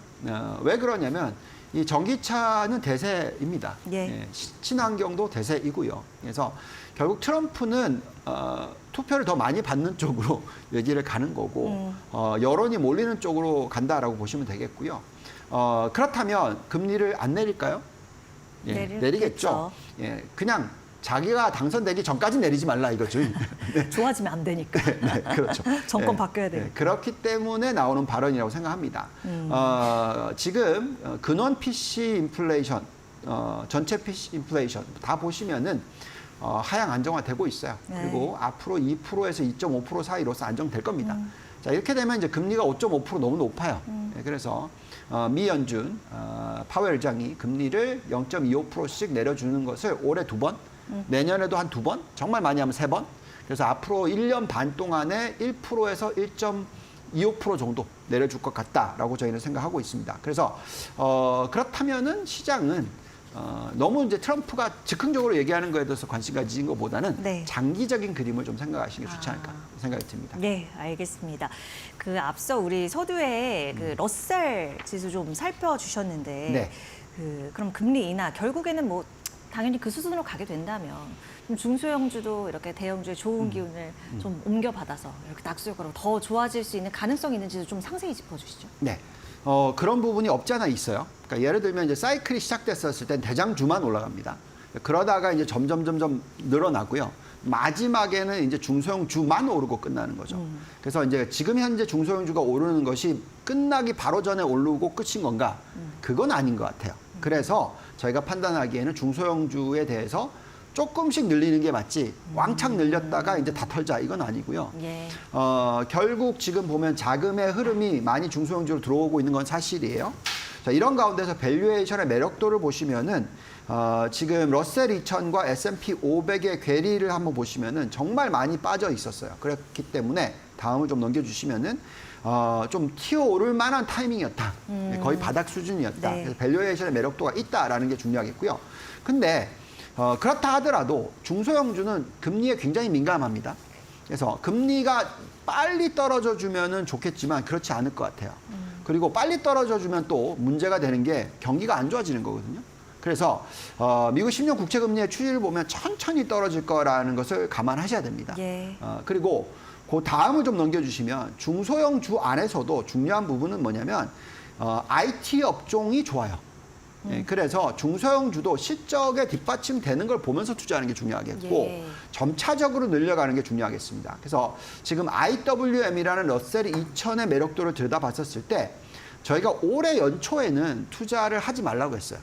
그렇지만 6개월이 지난 지금에는 투자를 늘리는 것도 괜찮다라고 얘기합니다. 대신에 다만 속도. 그리고 비중을 전체의 한 20%까지만 천천히 늘려가는 전략이 좋겠다라고 얘기를 해드리고 있습니다. 네. 그러면 본부장님, 네. 유망하게 보고 계시는 그러한 업종이라든지 우리 포트 구성 어떻게 하면 되는지 그 부분도 점검해 주시겠어요? 네. 네. 금리가 떨어질 거잖아요. 네, 그래서 금리가 하락하면은 수혜를 받는 업종은 당연히 주택건설 쪽이 수혜를 받아요. 그래서 이 부분에 있어서 관심을 좀 가지시면서 투자하는 게 좋겠고 사실 최근에 많이 오르긴 했지만 여전히 매력이 있다라고 말씀을 드리겠고 또 그 이외에도 뭐 바이오 헬스케어라든지 신재생에너지, 전기차 부품 같은 경우에는 금리가 떨어져 주면은 그 매력도가 증가한다라고 말씀을 드릴 수 있을 것 같습니다. 또한 지금 여기 나오는 게 이 부동산 쪽이 미국 같은 경우에는 굉장히 적게 투자를 해놨어요. 그래서 탄력이 계속 있을 수 있다라고 말씀을 드리겠고 전체적으로 다 포함해서 말씀을 드리자면 한국 증시도 그렇고 미국 증시도 그렇고 여전히 대장주 위주의 투자는 중요합니다.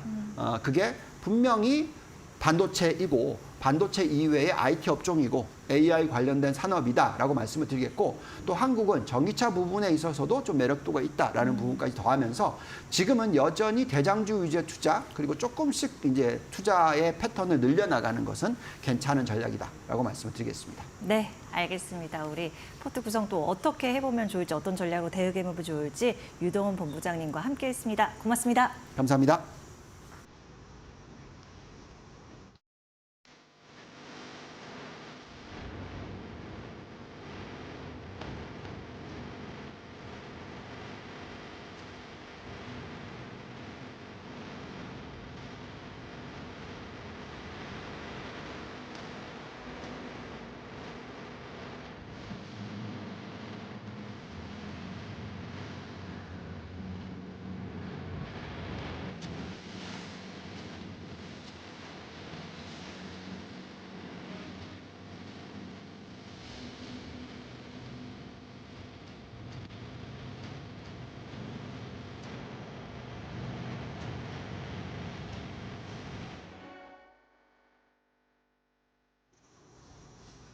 네, 7월 23일 앵커 브리핑 시작하겠습니다.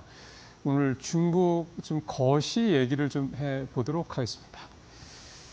LPR. 중국은 이제 우리처럼 이제 기준금리라고 이렇게 딱 된 게 없고 이 대출 우대금리라고 하는 이 LPR이 사실상 기준금리 역할을 합니다.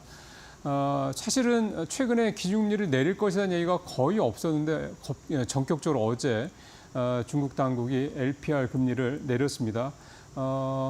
3.85 이렇게 그 5년 만기 주담보대출 같은 경우는 0.1%포인트 내렸고요.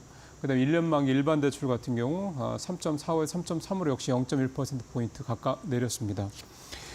중국 당국이 갑자기 기준금리를 정책적으로 내린 이유가 있습니다. 왜냐하면 최근에 기사에서 좀 많이 보셨겠습니다만 3중 전회, 그러니까 중국 공산당이 20기 중앙위원회 3차 전체회 이걸 이제 3중 전회로 줄여서 얘기를 하는데 이 3중 전회가 열렸는데 사실은 여러 가지 내용이 있겠습니다만 가장 사람들이 특히 중국 국민들이나 중국 기관이나 중국 시장에서 관심을 갖던 거는 경기 부양책이 얼마나 세게 굉장히 또 디테일하게 나올 것이냐 사실 이거에 굉장히 관심이 몰렸는데 끝났거든요.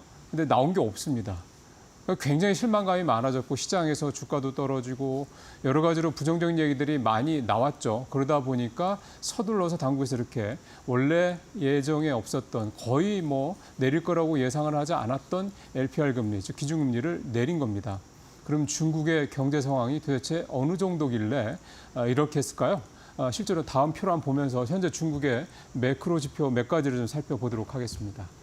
첫 번째 보면은 일단 2분기 GDP 성장률이 얼마 전에 나왔는데 5% 밑으로 내려갔습니다. 4.7%. 시장 예상치가 5.1%였는데 그보다 0.4%포인트나 낮죠. 1분기에 중국의 성장률이 5.3% 이렇게 해서 서프라이즈다는 얘기가 나왔습니다. 되게 안 좋다고 그러는데 성장률 괜찮네. 왜냐하면 올해 중국 당국의 중국 정부의 GDP 성장률 목표치가 5% 정도거든요. 그러니까 괜찮다. 했는데 2분기 때 이제 다시 4%대로 내려오면서 괜찮은 게 아니구나라는 걸 다시 한번 보여준 겁니다. 물론 상반기만 놓고 따지면 1분기에 5.3%, 2분기에 4.7%니까 딱 5.0%이긴 합니다. 근데 보시는 것처럼 뭐 전망치가 5.1%인 게 4.7%로 이렇게 떨어졌다는 얘기는 3분기에 가서 또는 4분기에 가서 하반기로 갈수록 GDP 성장률이 반등을 할까라는 데 의구심을 불러일으킬 수밖에 없습니다. 그 근거가 일단 중국의 부동산 시장이 좋지 않기 때문입니다. 6월달 주택 가격 나왔는데 전년 대비 4.5%나 떨어졌습니다. 우리나라 요즘에 부동산 가격이 오르는 거는 수요가 있기 때문인 거죠. 그러니까 집을 사겠다는 사람들이 많으니까 집값이 오르는 거 아니겠습니까? 반면에 중국은 집을 사겠다는 사람이 별로 없으니까 집값이 이렇게 떨어지고 있는 겁니다. 이 주택 가격뿐만 아니라 전체적으로 중국의 부동산 경기 침체, 뭐 어제 오늘 얘기도 아니고 굉장히 장기화되고 있고 갈수록 그 강도도 더 가팔라지게 내려가고 있는 상황이죠. 그다음에 또 하나 물건을 사야지 세상이 돌아가고 경제가 돌아갑니다. 그런데 중국의 이 소매 판매 증가율을 보면 전년 대비 2% 증가를 했는데 여전히 미흡합니다. 계속 떨어지고 있는 이것도 역시 증가폭 계속 떨어지고 있는 그러한 모습인 거고요. 결국은 부동산도 별로 안 좋고 소매 판매도 별로 안 좋고 민간 소비가 부진하다는 얘기 이런 것도 안 좋다는 상황이고 성장률 당연히 뭐 좋을 수가 없습니다. 수출이 좀 늘긴 했는데 미련의 수출 때문에 수출이 늘어나는 거죠. 전체적으로 중국의 매크로 지표들이 좋지 않다는 얘기죠. 그런 상황에서도 경기 부양책이 안 나오니까 중국이 서둘러서 인민들의 불만을 좀 잠재우기 위해서 금리를 내렸다. 이렇게 얘기를 좀 해볼 수가 있는 겁니다. 그럼 3중전에서 도대체 어떤 내용이 나왔길래 이렇게 문제가 된 걸까요? 한번 보시죠. 내용 보십시오. 뭐 국방력 강화, 과학인재 약성, 재정, 조세, 금융 분야 개혁, 도시농촌 통합 발전. 뭐 하겠다는 거지 싶은 생각이 딱 드실 겁니다. 왜냐하면 이런 내용들은 사실 굉장히 중요한 아젠다들인 건 맞는데 되게 추상적이죠. 모호하다는 얘기입니다. 그러면 일반 국민 입장에서는 뭔가 손에 딱 쥐어주길 바라는데 쥐어주는 것 대신 이런 추상적인 얘기만 늘어놓고 있고 사실은 또 재탕, 삼탕될 내용이 많습니다. 그러니까 3중전회를 굉장히 기대를 했는데 나오라는 건 안 나오고 이렇게 결론이 나오고 뭐 점잖은 얘기만 하니까 국민들이 뿔이 날 수밖에 없다. 그렇게 볼 수가 있는 거죠. 그러다 보니까 일각에서는 지금 중국이 가뜩이나 인구도 좀 감소세로 돌아선 상황에서 이런 식으로 가면 이렇게 성장이 자꾸 둔화가 되면 또 물가도 좀 떨어져 있는 상태니까 지금 중국이 굉장히 디플레이된 우려가 높은 상황 아닙니까? 이 일본처럼 가는 게 아니냐라는 얘기들이 계속해서 나오고 있습니다. 일각에서 제기된 내용이긴 합니다만 표를 다음 표를 한번 보시면요. 예.